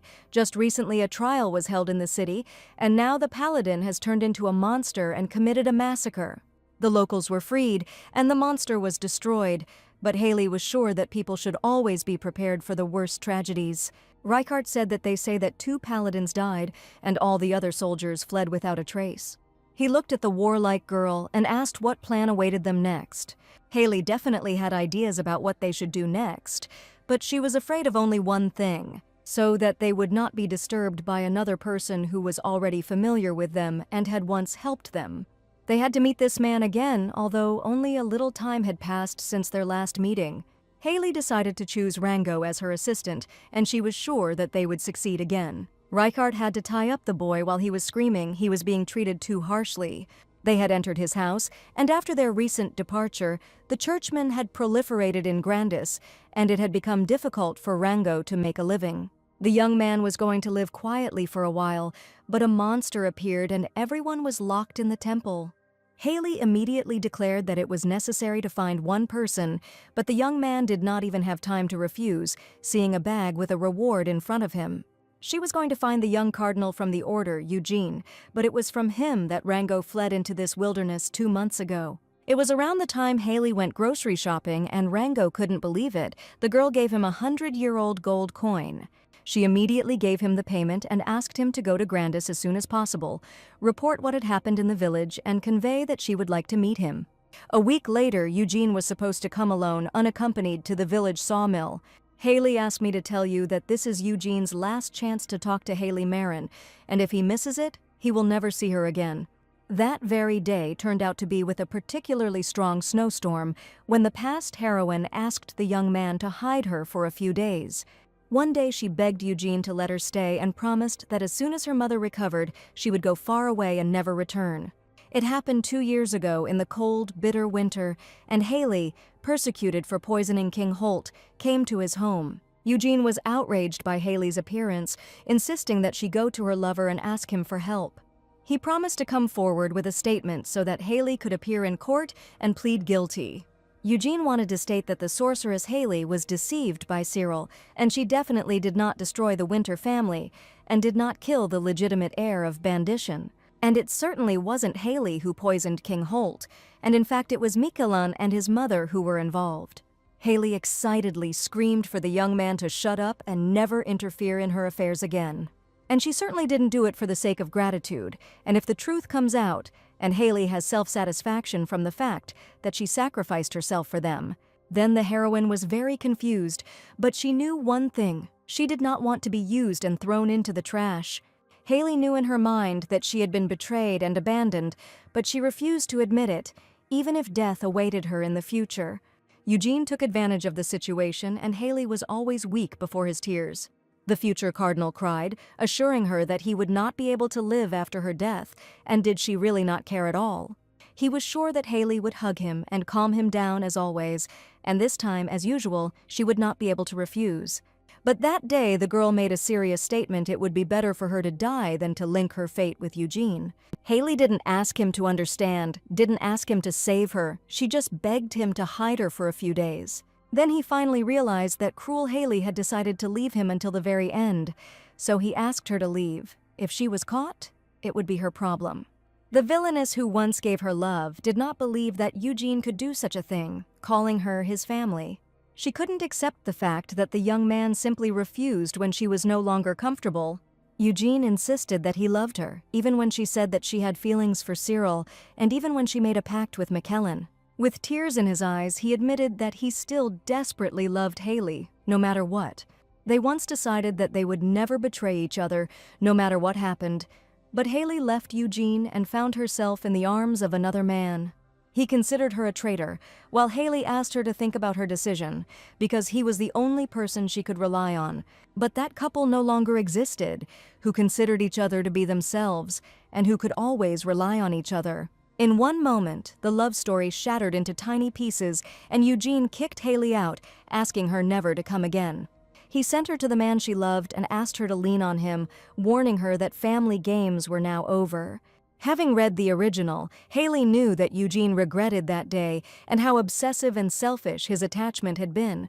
The main villain of the novel never found out about this madness, and in one moment was simply abandoned.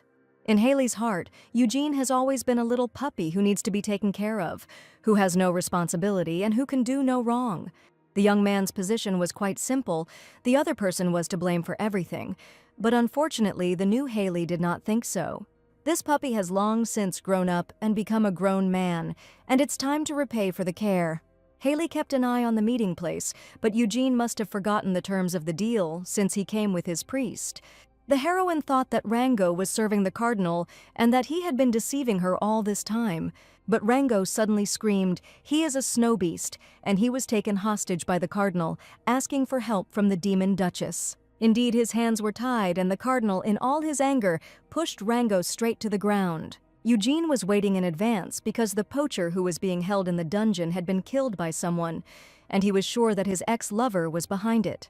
The cardinal approached the girl, finding himself too close to her, and she felt his breath. Haley certainly didn't expect this turn of events, because then Eugene hugged her tenderly, confessing that he had missed her for a long time. Haley screamed, finding the hug too disgusting, and asked the cardinal to remove his hands immediately.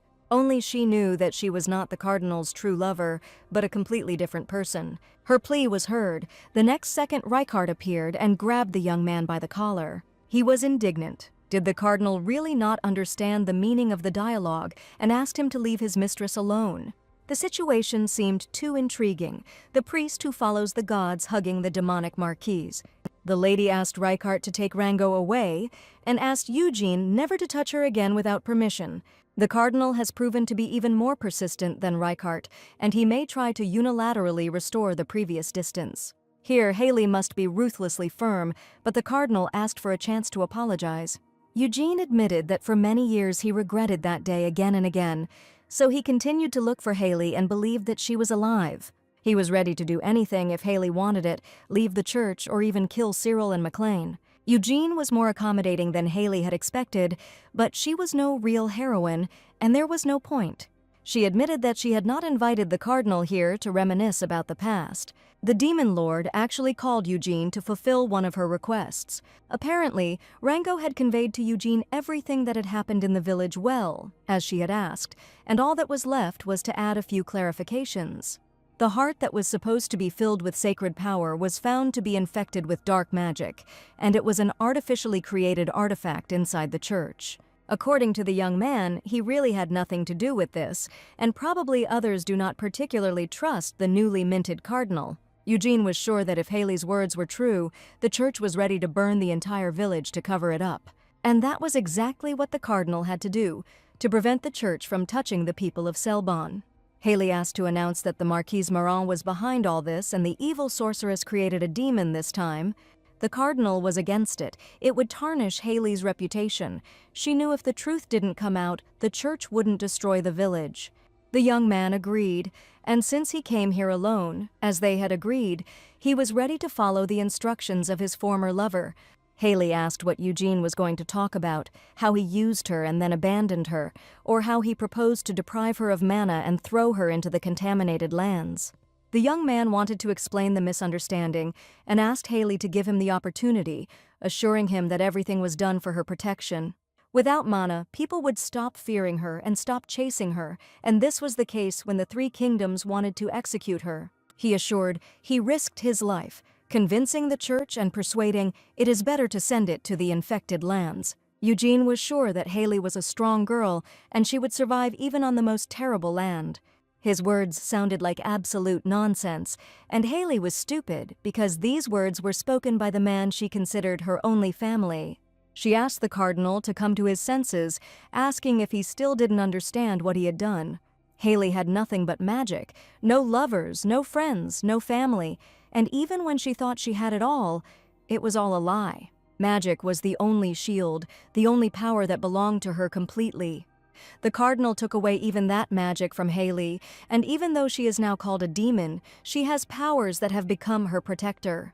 Eugene continued to insist that there was a necessary sacrifice, and he had to stop those who demanded that she be burned alive. In response, Haley decided to remind him how the young man became a cardinal, and he probably forgot everything she did for him. After all, it was she who helped obtain the title of cardinal, caused floods, spread diseases, and killed people. And Eugene simply took their place and became a holy miracle worker, although he never really was one. Haley asked him to admit that he had betrayed her because his love was not appreciated, and asked him to throw out the hypocritical nonsense about protection. At that moment, she wanted to tell the whole truth. His beloved had died long ago in the Maran castle. She chose death, eaten away by hatred and betrayal, left completely alone. Eugene knew Haley very well and thought she would survive in the contaminated lands, but he did not understand that she would not be able to bear the loneliness and heart-corroding pain. The young man gently touched the girl's sleeve, admitting that he was wrong and was ready to apologize hundreds, thousands of times until she forgave him. If he had a chance for forgiveness, he was ready to wait even for decades, kneel down, and give his life. Haley screamed. She didn't want his life at all, and asked him to stop talking this painful nonsense. All this time, Reichardt listened attentively to their conversation, while Haley asked the cardinal to stop whining. She said that it was better for the young man to develop independence, because he would have to survive in this cruel world. After the harsh words, the young man fell into despair and asked his former lover not to speak like that again. He begged that he would no longer be selfish, offering to become a family again, and was ready to do everything as Haley wished. This novel had made the male characters unbearably beautiful on purpose, and now the heroine understood why Haley couldn't resist his tears. She was not Eugene's family, not the girl who had warmed herself back to back with him in the cold shelter. Haley, who had killed people and done evil, was dead, and there was no connection or grudge between her and the cardinal. She asked him not to worry, promising that he would soon find true love. And since this young man was the least vile of the three main characters, she said that he would become the third husband of one woman. In the future, the young man will be tormented by jealousy, but he must come to terms with it, and this is his true destiny. Eugene was hardly ready to accept her prophecy, but he accepted the initial offer and remained in the village. Without the paladin's body, the investigation will be difficult, but the cardinal has promised to prevent any more executions here. But he warned that the woodcutters could not remain in the village. Too many people knew that they had been infected. And if word gets out that Haley is purging the afflicted and taking them with her, the church will weave an even tighter net to catch her. In that case, Haley promised to simply take the woodcutters with her to Marin Castle. The cardinal was surprised. "Is it really possible to live there?" the heroine said with joy. "In any case, it is better in the castle than outside. There is no freedom of movement or abundance of supplies in Marin Castle, and it is a place where only those who have been turned away by the world can hide. And no one would want to come here voluntarily and live, except perhaps a few heroes." But to Haley's great surprise, locals were happy to offer their help with cleaning and laundry. Fatima lived here, many people knew her, and the kitchen was full of work for other people. Many were grateful to serve the castle, and the ladies from the village happily bustled about in the kitchen.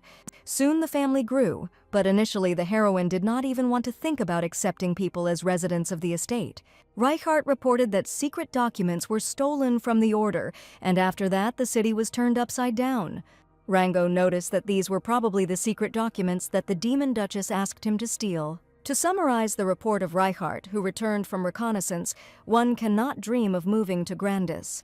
Haley planned to drop everything and return to the castle, but she could not bring the villagers back. If it becomes known that the lumberjacks have returned from the contaminated zone, it is unknown what the order will do with them. Haley grabbed her head, not understanding at what point everything turned out like this, because everything was going according to plan.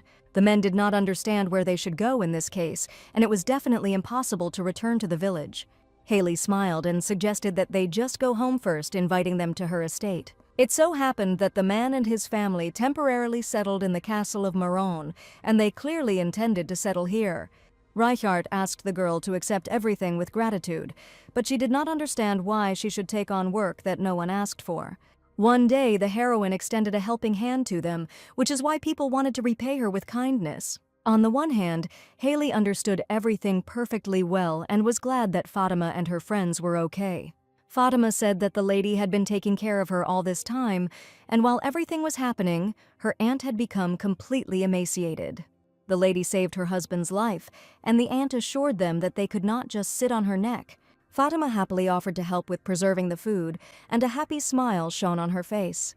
Haley understood that people were simply grateful and not doing it for any benefit.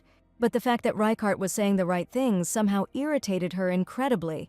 Meanwhile, the lonely spirit cleverly manipulated people, assuring them that he understood nothing at all about agriculture. In fact, he just wanted attention, and the people from the village were surprised how he was able to grow juicy strawberries on hard, dry soil.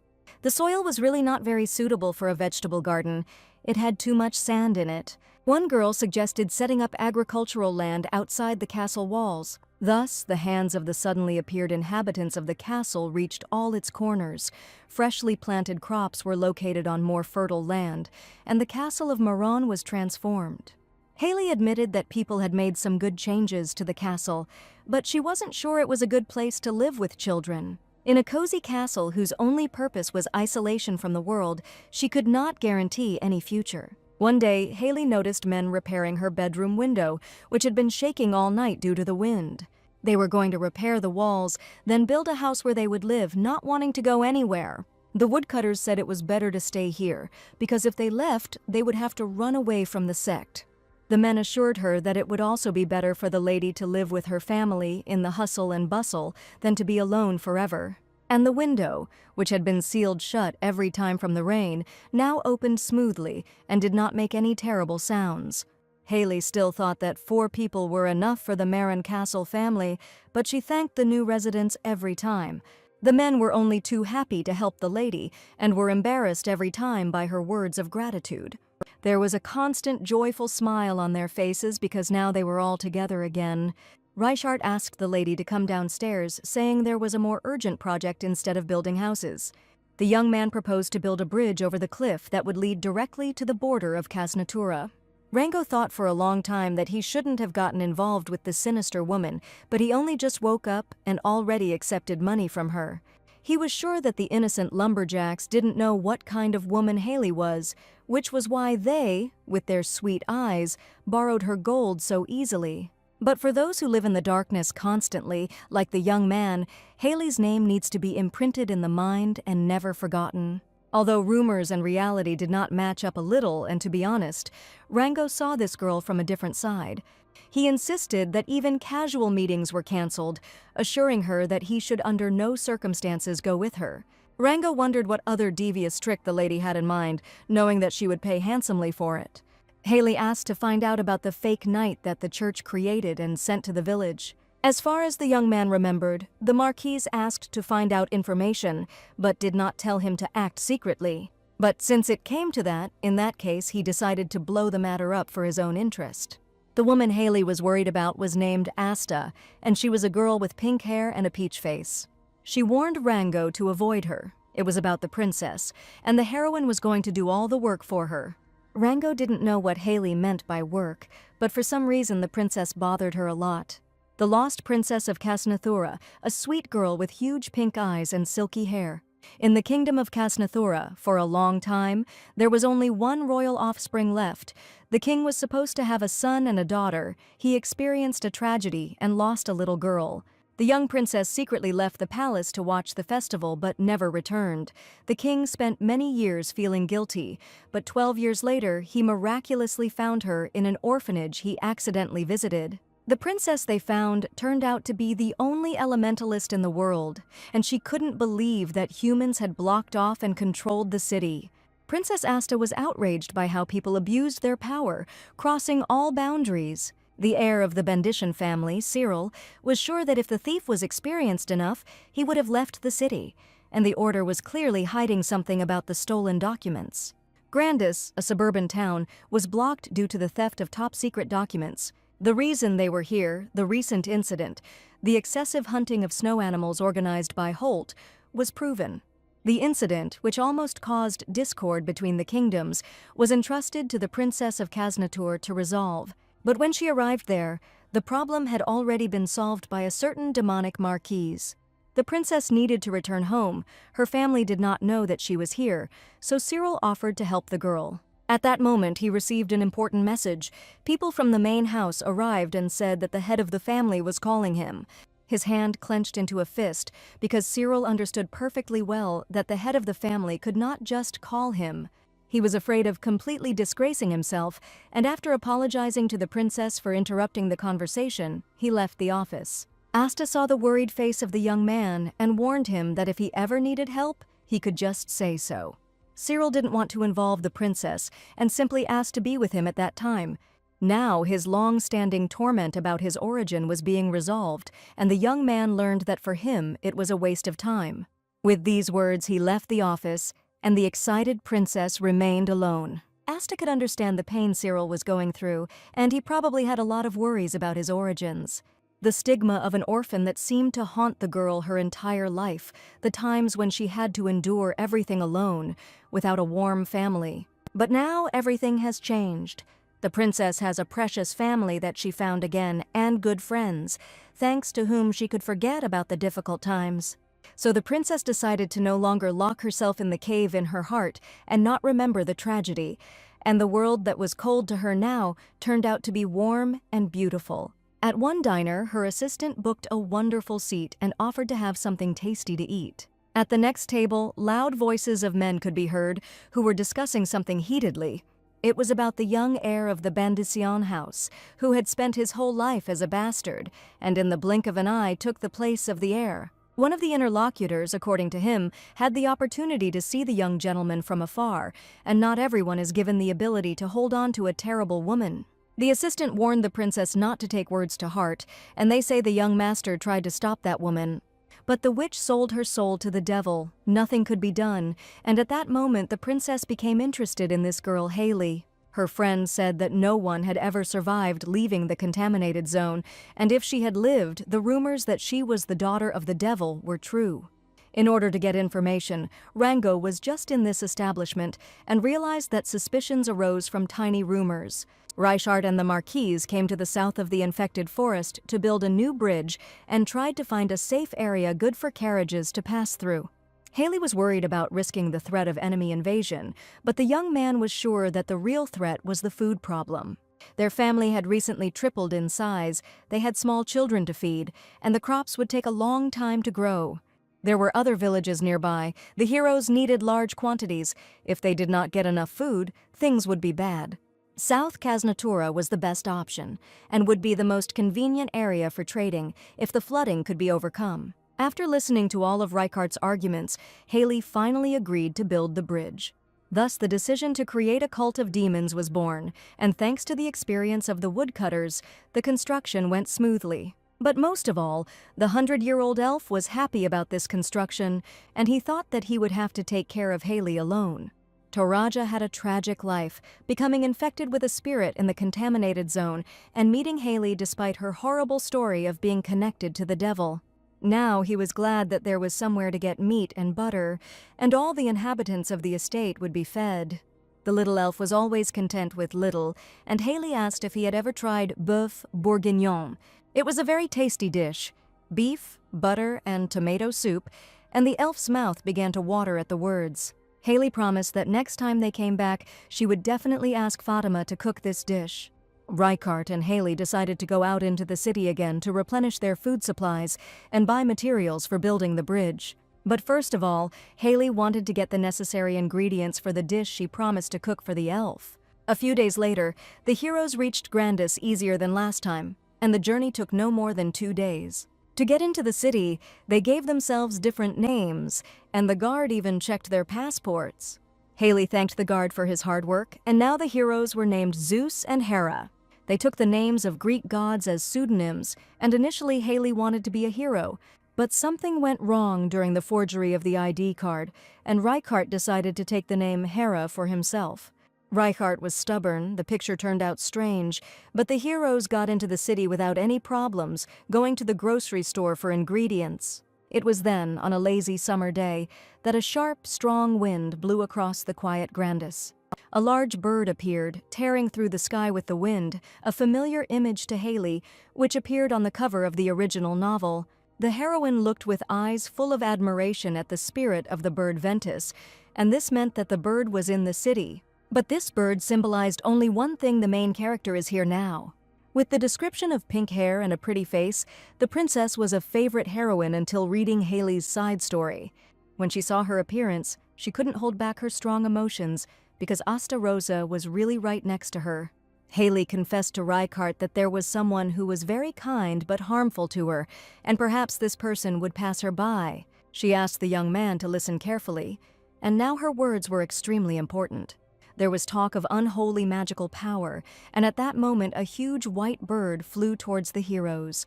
Haley screamed in surprise as the magical bird came straight towards them. The girl shouted for him to stun that woman immediately, and only then would the bird disappear. It was necessary to act very quickly, and weakness of spirit was the vulnerable point of the princess and her bird. The young man clapped his hands loudly as the magical bird tried to protect the princess. This act could be called vile, but the heroes had no other choice. Haley asked Reichard to run as quickly as possible, but for some reason he put the Astu on his shoulders. Unfortunately, they had already managed to attract too much attention, and local residents began to call the guards. Things went completely wrong, and trying to avoid punishment, the heroes kidnapped the main character. They stole the girl who was originally supposed to be Reichardt's passionate love. Now they were standing in the cemetery. Haley was trying to explain that it wasn't this woman who attacked her, but her spirit bird. The young man was confused, and it turned out that he had just attacked an innocent lady. That bird is Ventus, the spirit king, the spirit bird, and the princess was his contractor. Spirits hate those who are corrupted by magical energy, and the bird must have been able to sense the magic, and most likely it will continue to rush at Haley, expressing its anger with its whole body. Reichard suggested killing this girl, but he didn't know that she was the lost princess. If it weren't for this incident, Haley would never have been able to see Asta, and she was her favorite character. Perhaps because she wanted to be loved like a child, the princess was liked much more than the other heroes, and in real life she turned out to be even more beautiful. Haley touched the girl's face with her hand, realizing that it would be better if she inhabited her body. Reichardt asked the lady not to behave like an impudent lady, and at that moment the princess woke up. Haley asked the girl to calm down. She didn't mean to hurt her, but if the spirit appeared, you would be noisy again. The princess did not understand why she had been kidnapped, and the Marquise immediately gave her name, and Reichardt introduced himself as her henchman. As expected, a beautiful face even just woke up, and it seemed like the princess was very scared. Since Haley met the princess, she decided to help with the main role, the stupidly fair and sweet main character. According to the original plot, by this time the princess should have already become famous throughout all 3 kingdoms. The wise princess who stopped the conflict of the snow beasts, the only spirit caster in the world who defeated the demon. With titles like that, she should have become very popular, but because of Haley in the original storyline, she lost that. The most important event that will make the princess a saint will happen very soon, when a demon appears in the Kasnathura forest. Haley warned that if the princess was late, he might show up in full uniform, and the princess definitely didn't belong there, because her goal was to save the world. While Asta would protect the world, the Marquise was going to hide in Moran Castle. She warned that she had kidnapped the princess to report this, and Saint Asta must defeat the demon. The princess didn't understand anything and asked Haley not to leave, because she had just said some nonsense about saving the world. A childish manner of speech, like that of a fairy from a fairy tale, and a look too indifferent for a cruel kidnapper. Asta didn't know who the Marquise Moran was and why she had appeared so unexpectedly in her life. At that moment, a stranger appeared in the abandoned cemetery and asked the princess what she was doing there. He said it was an abandoned cemetery, and girls like her shouldn't go there. The young man said that this was a job for excommunicated priests like him, looking after the graves of those who had no relatives. The heroes had to open the sarcophagus, and the young man wondered who dared to do this without his knowledge. Asta said that in fact she was kidnapped, and when she woke up, she found herself in this cemetery. The young man warned that tomorrow morning it was necessary to go to the right to report a search, but the princess was not harmed, and she assured that everything was completely fine with her. She only asked the young man to take her outside, thanking the priest for his kind help. Looking around, the princess thought, the young man is taking care of an abandoned cemetery which no one pays attention to, and if he became a priest at such a young age, he must have been connected with the order from childhood. She decided to find out how this happened. The young man confessed. He tried to investigate the crime. Because of this, he was deprived of his name and expelled. He couldn't fight alone, so he just prayed here in the cemetery, and this story sounded incredible. Even if the young priest's story was a lie, it was clear that the Order's recent actions had caused discontent. It might be a risky venture, but Asta assumed that together with this man, it would be able to unravel the secrets of the Order. Asta couldn't cross the border because she couldn't reveal her identity, but she needed to return to her homeland as soon as possible. She asked the young man to help her get out of Grandis and promised to find out if it was possible to restore the title of priest. The princess offered to help each other and asked to go with her, because there must be at least someone who tells the truth. The priest swore his life, promising to definitely bring the princess out, and now the girl no longer had to risk her life. At this point, Rango finally became part of the main characters group from the original work. In the end, the heroes did not get anything they needed, and dark night had already fallen over the city. All the shops were closed and it was getting late, so Reichardt suggested that Haley rest today and set out tomorrow. He decided to ask. At first, the lady did not plan to kidnap the princess, but for some reason she said something like, "Go and save the world." It was just improvisation, because Haley couldn't say she did it for more than an hour, because some crazy bird was trying to kill her.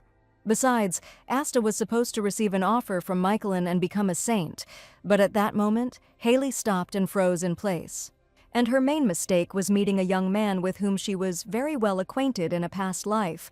If Asta was in Grandis, Haley should have known that this guy would definitely be here too. The man that Haley loved with all her heart, named Cyril, was now standing right before her eyes. Reichardt reacted very quickly, grabbing his sword as he sensed they were in danger. Cyril immediately rushed into the attack as soon as he saw Reichardt on the street of the dark town. If you think about it, the boys were originally enemies. The heroine did not understand what kind of habit it was to immediately grab a sword when meeting. The victim who lost her entire family and clan in one night, and the instigator who used Helly to destroy Winter's house. Haley tried to hide behind the nearest building so that Cyril would not notice her presence under any circumstances. After all, if she thoughtlessly rushes to help and releases magical energy right in the center of the city, she will again become an enemy of the Three Kingdoms and lose her head. While the boys fought, Haley hid nearby and heard only the loud cries of struggle. Reichart said that it turns out that Dirty Cyril is looking for a new woman in the dark alleys to ride. Cyril was indignant. His enemy was talking too much and was unable to die with dignity on the battlefield. The young man replied that Cyril had no right to talk about honor, and he could not win without the woman he was using. They say that Cyril still hasn't been able to take over the house and destroyed the Reichart family, but still ended up with nothing. The verbal altercation between the enemies continued, and Reichart was sure that when the young man found himself in a deplorable situation, he remembered him. And that same evil witch was standing right around the corner, while Reichart was trying to figure out how he seduced Haley. He continued to insult Cyril, calling his behavior trashy, and asked if the Princess of Kasnathura knew what he was really like. Cyril seemed unable to bear the antics and words of Reichart, his worst enemy, any longer. His assistant shouted at the gentleman not to give in to provocations, while Reichart delved into Cyril's complexes without stopping. Cyril is usually cool and rational. In this situation, he should have given in, following the guard's advice. But Haley had completely forgotten that Reichart had been acting quiet lately, but he was originally a fighting dog. She wanted the young man to show this parasite who was boss here, and she watched their fight from around the corner.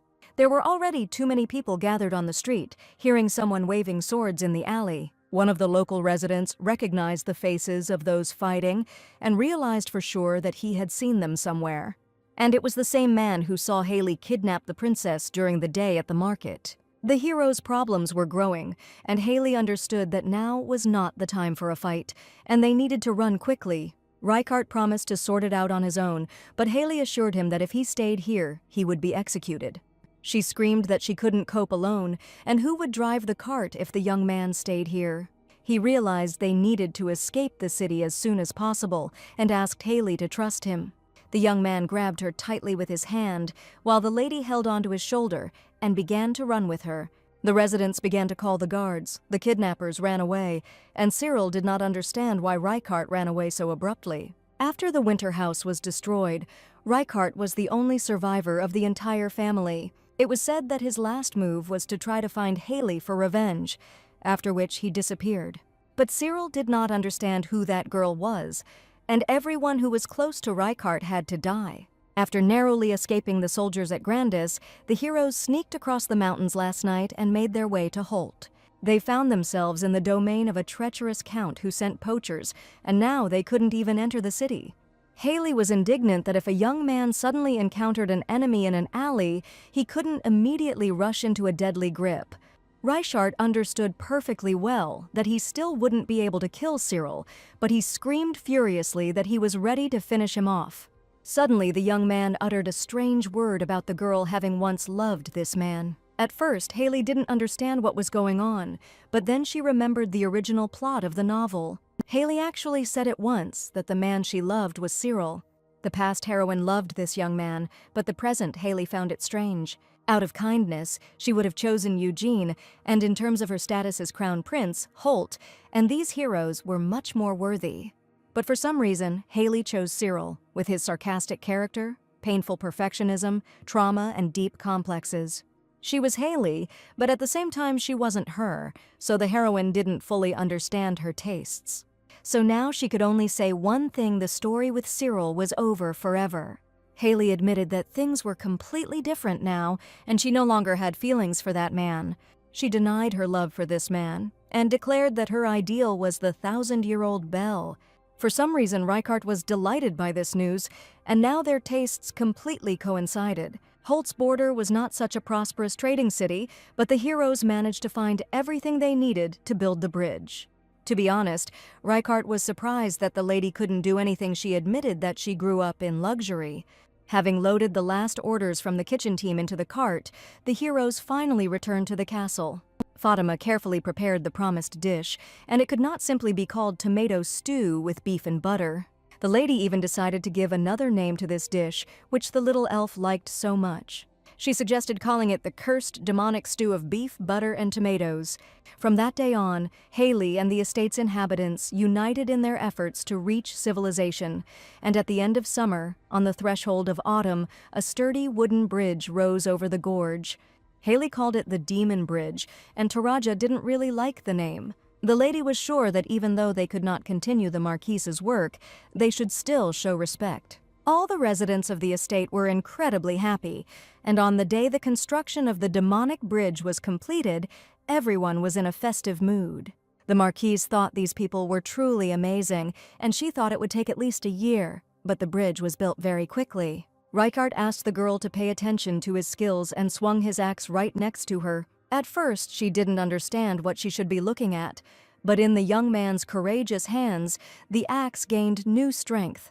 With one deft movement, he split a huge tree, and it looked like madness.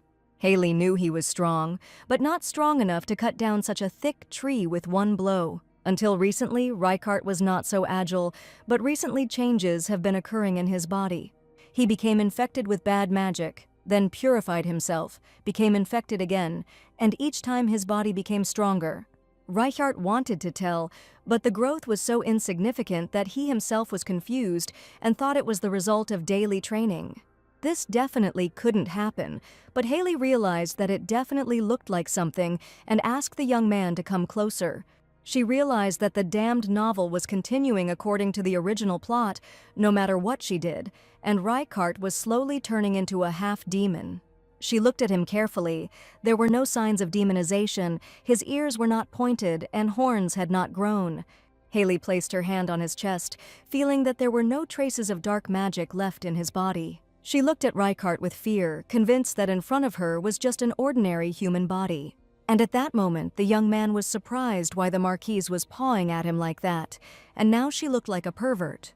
The situation was such that it was impossible to breathe, and even one of the woodcutters began to fight with a sword like a knight. The lady decided to ask if there were any physical changes or increased aggression, but the man had no problems other than strength. The woodcutter was sure that the experience of resurrection from the dead was worth trying at least once. After listening to Reichardt's story and talking to the loggers, it turned out that they all had similar experiences. Suddenly, Haley remembered the holy knight-turned monster they encountered in the village. He continued to move even after his head was cut off. The magic power extracted from his heart was similar to normal magic, but different. In the knight's heart, in a space deliberately distorted by someone, an unfinished core was placed that created a monster. The compressed vortex of filth could possibly be a way to create real demons. It seemed like Haley was beginning to realize she could do it too. Create a sphere of filth and then repeat the compression and rotation. Soon she managed to create not that wretched core of a monster, but something more perfect and powerful. The clod of filth that she was spinning soon acquired centrifugal force and began to draw in filth itself. At some point, Haley couldn't control it anymore and tried to slowly reduce the rotation to push away the strong magic. After some time, the whirlwind of filth gradually lost its direction and dissipated like fog. When the rotation of the sphere completely stopped, in the hand or was compressed badly in an amount equal to what flows within a radius of 100 meters. The heroine managed to create something incredible, a tiny little magic core. And it was that very core of corruption that turned the Holy Knight into a monster. In a small farming trading town called Enif, the fields were already ripening with harvests. The princess was haunted by Haley's words because she warned that at the beginning of autumn, a demon would appear in the swamp. Most of Kasnathura's territory consists of vast plains, and there is only one place called the swamp, stretching across the infected lands to the very outskirts, and if Haley's words are true, the demon will definitely appear there. The princess's maid said that if she and Cyril had seen this landscape together, they would have definitely become closer. But there was only her and one excommunicated priest, and the princess asked Lily to stop empty talk. She was afraid that this might embarrass the young man, but he suggested not to listen too much to her words. The princess decided to ask if he knew the name of the Marquise Marron. The young man admitted that anyone who serves in the church cannot help but know this name. the name of the follower of demons who ruled the infected lands 100 years ago. Haley asked him to find out why the church created the monster, and the young man decided to find out using his own methods. There was no word about keeping the secret, and recently the young cardinal began to mention some big names. Cyril, Macklin, and for this hair, Haley killed innocent people. Rango decided to use the princess because she is close to Cyril. In order to use the information effectively, you need to get to the source. But now, as luck would have it, at this very moment they both ended up here by the will of the Marquise. Now, if the demon appears as per her prophecy, the princess will indeed defeat him. Rango understood that he would have to stick tightly to the demon Marquise, and it would be safest next to that woman. Once Haley had created the core of the taint, she revealed some surprising news to Taraja. The elf was indignant. Why did the lady call him to tell nonsense when he had a lot of work in the field? Now that Haley had leveled up, she thought the elf would be able to see his fellow tribesmen again, so she called him. Several months ago they explored the territory, and the elf was sure that almost all of his tribesmen lived in one place. He was once just a child born during the time of the infection, so he believed that somewhere there were dryads older than him who survived. Haley was confident that once she had enough power to create a core, she could try to find them again. But Taraja had been searching for a long time and had lost all faith, because if it weren't for Lady Haley, he would still be in that whirlpool in the river. According to the mechanism that the heroine understood when creating the core, the filth, under the influence of the environment, rotates and contracts, repeating the cycle. In the original, there was no explanation as to why the demons appeared, and there was only a story about them appearing one day in the infected lands. The heroine suggested that this meant that demons could arise naturally. The little elf was scared. Maybe he was also a demon, but the heroine calmed him down. He definitely does not belong to the demon. Taraja wanted to know who he really was, and begged the lady to tell him by answering an important question. It seems the little elf really was much stronger than Haley had assumed.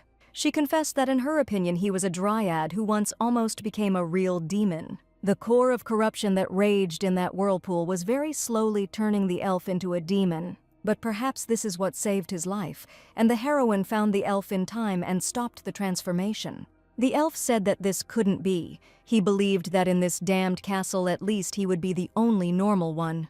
Haley said that Taraja turned into a half-dryad, half-demon. That is, half-dryad and half-demon. The heroine showed her friend a small core of filth, from which an ominous aura emanated. Taraja was right. This was the core of the filth, and with its help, she could make him a full-fledged half-dryad, half-demon. The little elf screamed for the girl to immediately remove this dangerous thing from his face. The tiny cannonball flew straight into the pot where Haley's rosemary beauty was growing. The rosemary she had recently found in the cleared garden and dug up with her own hands was now infused with dark magic. The core instantly disappeared, dissolving into the pot, and the plant seemed to absorb its power. It all started with a very minor misfortune. There was very little grain left, and no one wanted to buy the harvest from the contaminated land. One of the girls asked her husband to calm down, suggesting that they rest, and she decided to collect at least some herbs before sunset. A peasant couple living near the contaminated lands simply wanted to live a little better, but they understood that by selling their harvest, they would never get beyond the contaminated zone. That evening, the wife gritted her teeth in determination, looking for a way to distance herself at least a little from the cursed zone. She believed that if she worked a little, saved a little, she and her husband would finally get out of here. Every day she went deeper and deeper for medicinal herbs, and one day she fell into a gorge where something frightening was waiting for her. The lady sat in horror on the cold, wet ground as the dark magic around her was saying goodbye. The peasant woman injured her leg when she fell and was no longer able to get back up. The next day, a man appeared on the threshold of Enif's castle, asking to save his wife. The knight tried to find out what happened and where the man got such terrible injuries. He said that a demon had swallowed his wife's body and asked people to help him somehow. The farmer's cries as he fell to the ground soon filled the street, and it became known to everyone that his wife had become possessed. Sympathizing with their neighbor, but fearing that evil spirits might come, everyone just clicked their tongues from afar. And there was only one person who helped Mr. Dre, and that was Princess Asta. It was the first time he saw this girl who told him that she was the real princess of Casnathura. Asta decided to go to the order and ask the cardinal for help, assuring him that he would be able to expel the demon from his wife's body. The man did not know how to thank the princess, and sitting on his knees in front of her, he shed bitter tears. Asta went to the church to ask for help from the cardinal as well as from the Order of Knights. She immediately turned to Cardinal Mephius so that the Knights of the Order could fight the demon that had appeared. The princess said that it was not just a matter of fighting. She wanted to pacify the man who had become a demon without taking his life. And if there are knights called the Shield, her spirit will unite with them, and then it will be possible to do so. The cardinal said that recently a demon was running amok in the outskirts, and the princess asks to take him alive when they do not know his capabilities. The princess insisted that while they sat idly by, people could die, and she didn't want anyone to get hurt. The cardinal insisted that if the princess were to suffer while doing something reckless, things would be difficult for them in the future too. The cardinal admitted that sometimes sacrifices had to be made, and until the matter was completed, the princess had to remain in the church. Asta did not expect such impudence, and could not simply watch as the subjects of her kingdom suffered. The princess stated that if the order was not ready to help her, she would fight the demon alone, and that was her wish. The cardinal only promised to convey to the Lord about the emergency situation, and warned that the princess was free to do as she wished. Soon, huge black crows appeared over the city, which foreshadowed the appearance of dark forces. The Knights of the Order asked the inhabitants to immediately leave the village and go to Enif Castle, asking for protection. Fear enveloped the inhabitants, and the knight managed to see a zombie peasant woman with red eyes, the same wife, approaching them. The Lord's castle received news that the number of residents who had fled from the flood had already exceeded 100. The Lord wondered what had happened to the soldiers who had been sent on reconnaissance. They say they all died, including those who followed them as reinforcements. The Lord could not believe it, because if demons had risen, those with divine power must intervene. It was said that Princess Asta was going to provide support and asked for the gates to be opened.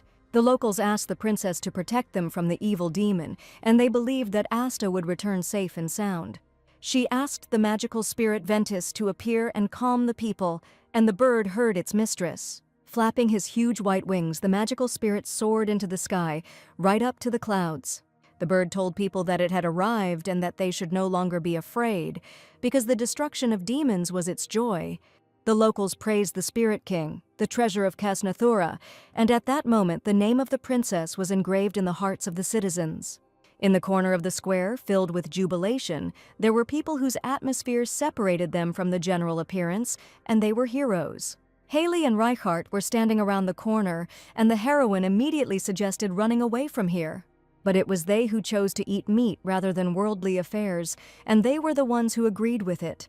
The reasons for their arguments can be summed up in several scenes, and when the woodcutter asked to check the bridge, Haley decided to go shopping. When the heroes entered the city, Haley was outraged. The doors were locked again, and this happens every time she wants to buy food. Even when Haley knew the demon was coming, she saw the princess going to defeat him. In the end, the heroes simply forgot about the original's timeline and went shopping, but Haley couldn't reveal her identity. Reichardt suggested going alone, but the heroine knew that this could not be done, and the events of the protagonist winning the title of saint would evaporate. The young man asked if she really believed the princess more than him, but there is a law in the world: the main character must win. Haley understood that this might be a somewhat unfamiliar concept for Reichardt, so he wanted to do it himself. At that moment, she heard a familiar voice that saw her face, and it was the snow beast, Rango. Rango, as expected, was obedient and did the job. He disguised himself as a priest and was with the princess, finding out information. After this suppression, Asta will become a saint, and if the young man becomes her supporter, then joining the order is not that far away. Haley was just sad that her relationship with Rango was broken because of this, and in the end he has to help the main character. The heroine was satisfied with the fact that she was getting closer to the original in some ways, and the Marquise's subordinate wanted to take part in suppressing the demons. Rango suggested that they sneak into the temple together, asking if she wasn't interested in the list of infected people. For Haley, it was a good opportunity. The work could move faster, but the hero must follow the princess. Reichardt warned that if the boy revealed the location of the list, Haley and he would make sure to steal it. Rango was sure they wouldn't be able to get into the temple without his help, but Haley knew that the temple would soon be empty anyway, and Rango wouldn't have to interfere. In the temple, the priests discussed what to do, and the princess went alone to defeat the demon. The cardinal was sure that the princess would soon pay the price of her life because of her arrogance, and he definitely couldn't accept the fact that a fragile girl had such strength to defeat a demonic entity. At that moment, a message came. Cyril and his knights joined the princess, and the Lord ordered his soldiers to follow her. The cardinal was mistaken in thinking that Asta was a little girl, and in this situation, the order could be tainted by silence. He ordered all the holy knights to be gathered and prepared for immediate departure to the infected lands. As Haley expected, all the places controlled by the order were completely empty, and the heroes decided not to go to the temple at all. It was a stone room in the cemetery, which was under the control of the temple. Reichardt didn't know that the priest would really leave no one behind, and there wasn't even a single paladin here. Haley said that the princess came out to suppress, revealed her name, and the order will definitely not sit idly by. She suggested finishing here first, but learned that if they rushed after him, they could strike a fatal blow. The area where the parishioners who made many donations were buried has been converted into a resting place for deceased priests and holy knights. It's a rather strange arrangement of a place from which no one will ever leave, and the location of the list they are looking for is definitely special. Here rested the chief priest, the one who had served the order faithfully with true faith, and the one who had dedicated his life to dispelling the shadow. The list that Rango stole from Grandis was hidden behind the name of this famous man. Reichardt put his hand on the door, and it opened immediately, and Haley bravely suggested that they go downstairs. Since it was a secret document, the young man was sure the place would be guarded, but they only had to pass by the dead and get to the place where the criminals were locked up. He was glad there were no guards, but the place they went down to really looked creepy. A shiver ran through Haley's body. She just heard such a familiar sound that it seemed like home to her. The ominous sound grew louder, and when the heroes descended into the prison dungeon, they saw horror. The corrupted people left behind were what were once called paladins, and among them there was one man whose face was painfully familiar to the heroine. It was the same man who had accompanied the girl when she was sitting in the cage and had asked the assistant not to talk to her under any circumstances. Haley immediately recognized a rather familiar face among these people, and it was he who once looked at her without regret, mercilessly throwing her into the raging river.